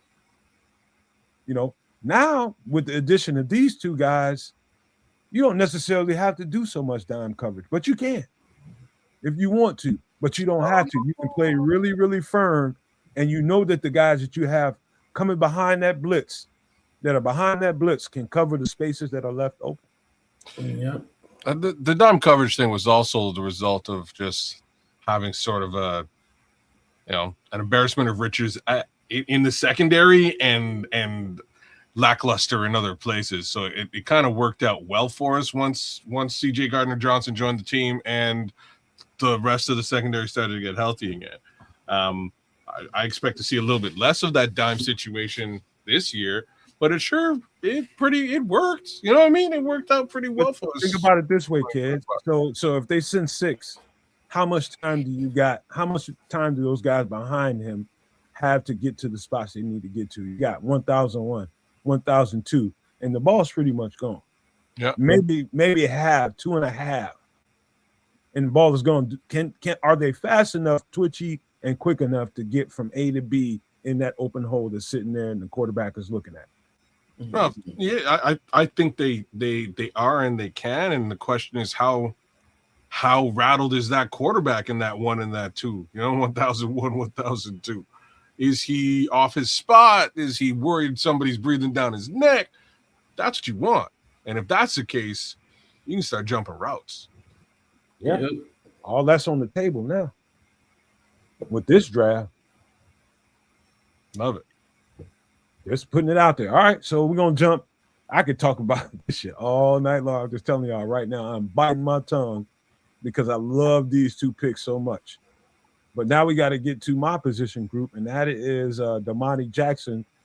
That is, I assume, your nickel cornerback that you just drafted, Samo. That is the corner. Yes. Well, tell us why you picked this guy, and let's talk about the nickel cornerback position a little bit. The major reason why I picked this guy, there's a couple. First one is he's a track star. right? So that's going to bode well for his ability just to move and be a little bit twitchier in the position. Other issues, as far as I was concerned, was he was just about. He was speculated about 40 selections higher than who you'd suggested. So I thought that we'd be able to sort of slow down and pick that guy later, which we actually could have done. He was still available in the next pick.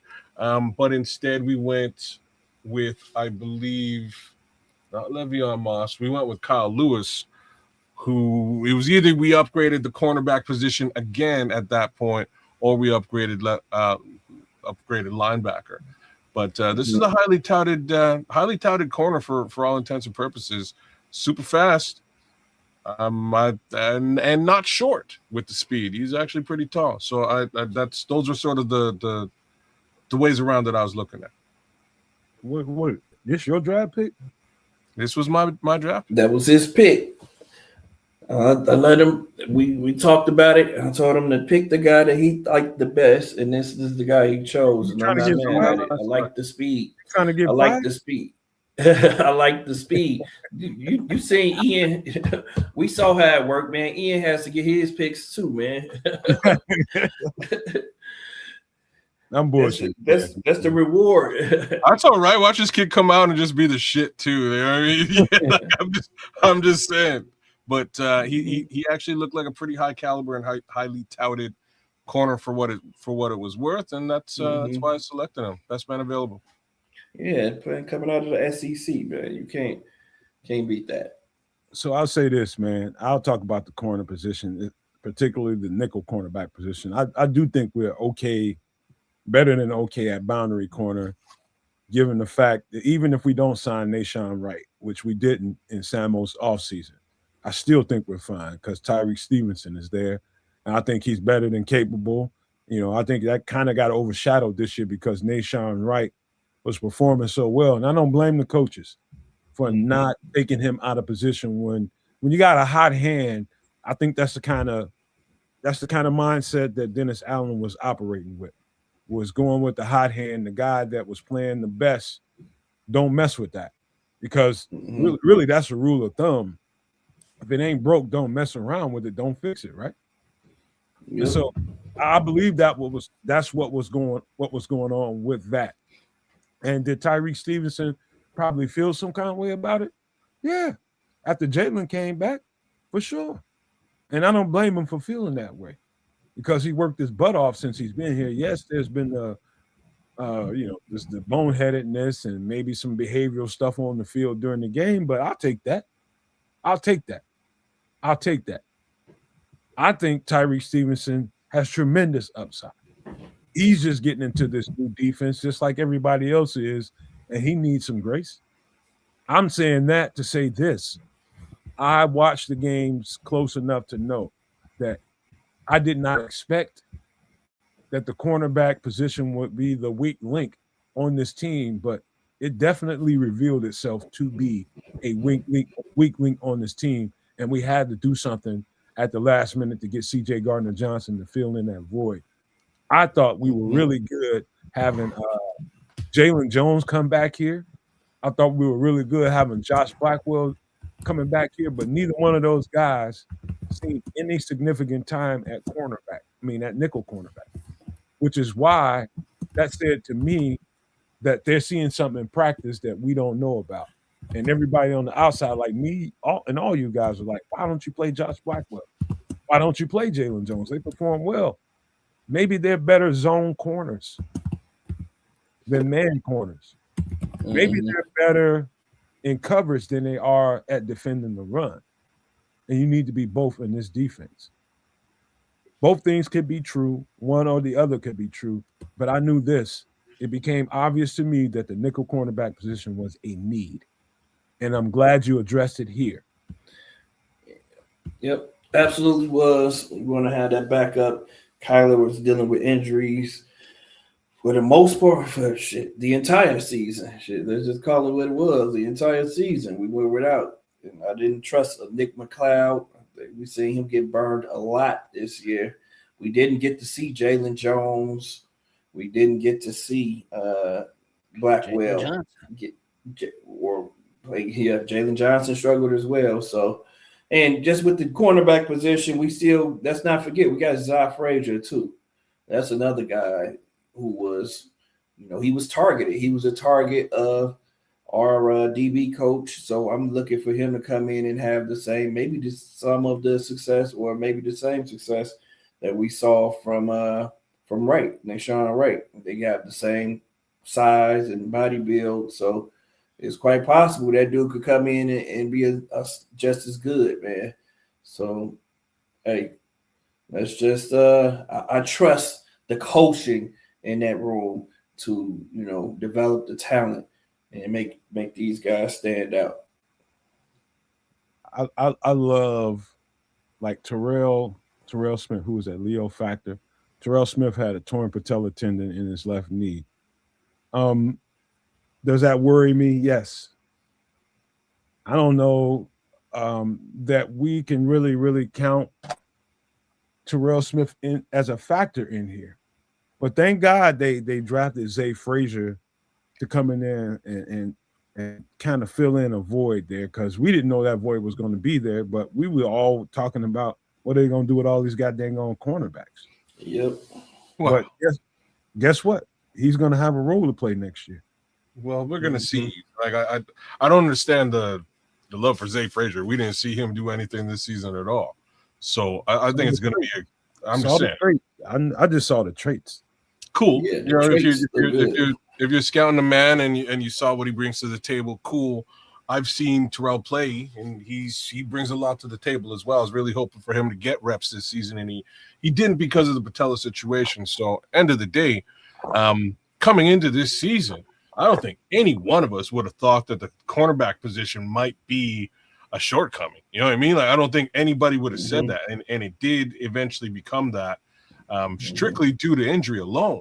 So, end of the day, for me, I think these guys are going to battle it out, right? I think these guys go to the well on the field and battle it out and see who wins, from a supremacy perspective for those reps, who captures those reps. I know the idea for Zay to get on the field is one thing.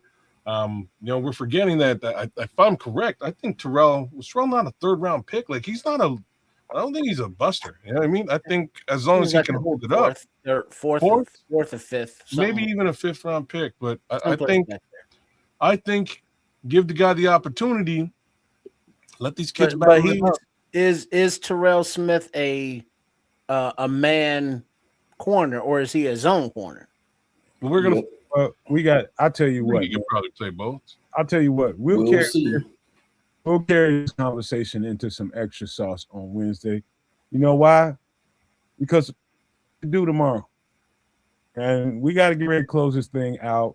And of course, we can keep going on and on. The thing about the Nomad Network that people like is that we carry on sometimes, but sometimes we gotta be abrupt and get the hell on up out of here because my boy down there got to go. We got like dog. I appreciate it. I don't even like talking to you like you guest, man. You my brother, and I love you, man. And I love having you here at all times, man. Just know that coming off the top, yes, man. Sir. Yes, sir. This was fun, man. I definitely enjoyed it, man. This was a good time, and man, like you say, man, I think we did damn good. We added. I think Dennis Allen would be shaking our hands and saluting us like, "Let's fucking go! Let's fucking go!" This will be a scary team once these guys develop. And we got all this speed on defense and all these guys on the defensive line that can get after the quarterback. And man, this will be a sick draft if we can get anything close to this. So let's just hope that we do. Amen to that. Kids, good job. Great job facilitating, man. Great job. Give myself the mic. The Barry Horowitz pat on the back for this one. I think it was well done. Big shout outs to Sam Rothstein for holding it down in the That's a new name, man. We got in the GM room, man. In the room. We didn't even have to fight it, have to hold him back. We got all the bases covered. I think you guys would be very pleased with if this is what the actual draft looked like. It's not gonna, but it would be super dope if it did. You know what I mean? Like it would be, Yeah. it would be This super is a dope. pipe dream. We just put a pipe dream together. We That did, was we We did. got a ton more pipe dreams to put out there before it all gets said and done, man. Dude, But let's do it. just keep Let's do come it. on, let's keep doing it, man. We'll go round 2 for you. Everybody will get around with this thing, or 2 or 3, who knows, man. But we got a lot of time to deal with it, man. Yes, and sir. it's fun. Mhm. It's fun. The more and more we get into it, and I'm suspecting everybody's gonna be even more knowledgeable about it the next time we do the draft, man, because I'm just not really digging in hardcore. I'm just letting you guys know I'm not way ahead as I was last year because I took me I took a break because I deserve it. Shit, Yeah, man. me too. Me too. Like, Yeah, I love y'all, but I love me too. Yeah. But I'm just laughing because Dakota Miller came in here with Brock Purdy dreams. He's not going to the Super Bowl either. So there's that. Anyways, back to where we were. Hey man, great draft, Sam. Nomad, Triple R, well done in your respective roles with regards to this draft. Great suggestions, players, etc. As stated, we will do many more of these, and you can catch them right here on the Nomad Network, right here at Kansas Canuck, as well as at Sports Chicago Style. So keep your eyes peeled. Give us a like, share, subscribe. Give us a little bit of love, and we're gonna get the hell up out of here. I'll tell you what, before everybody gives their closing thought, after you kids, just to make sure that we get you back here, Samo, we'll put a 2-hour limit on the mock drafts and make sure we jump right on in it, get in and get the we're fuck gonna out do of it. Yeah, we're gonna get it done, man. We're gonna get it done on Sunday nights, man. Wednesday's a little bit harder for me. I know I can't jump on this Wednesday, but next Sunday night we can make it happen again. All right. I guess we're gonna put kids climbing on the clock or whatever his name is. He's some Jew somewhere. Whoa. You Jewish? Oi. You think Oy vey, brother. what's wrong with saying that? You are Jewish with the way you think. He say with the way you Give it up. We're gonna get shut. Yeah, it's gonna get shut down now. I don't know about you. What's wrong with being Jewish, man? I'm Jewish. We all okay. are. Yes. Shit. Some lox, Oy. bagels, a schmear, black sour man. cream. I keep I'm my a black schmeckles. They're very important. I'm a son of Solomon. What you thought? Yeah. Very That's a whole other conversation, man. But what do you think, Trips, man? Let's be short now because Samuel got to get out of here. Yeah, thanks for hanging out on Sunday night. It's the off season now. It's technically not the off season for the NFL, but it is what it is, and it's the draft prognosticator season, if you will, and I spell season SZN because that's the way the kids do it, Samo. Yeah. The kids can't speak at all, by the way. Keep it young. Keep it young. So you all get those reports out, grind on those videos and the film, and break them all down, and we'll keep paying attention to who the coaching staff upgrades are, who the next general manager will be. So make sure you are subscribed to all 3 networks at the Nomad Network, at Kansas Canuck, and Sports Chicago Style, aka Triple RSCS.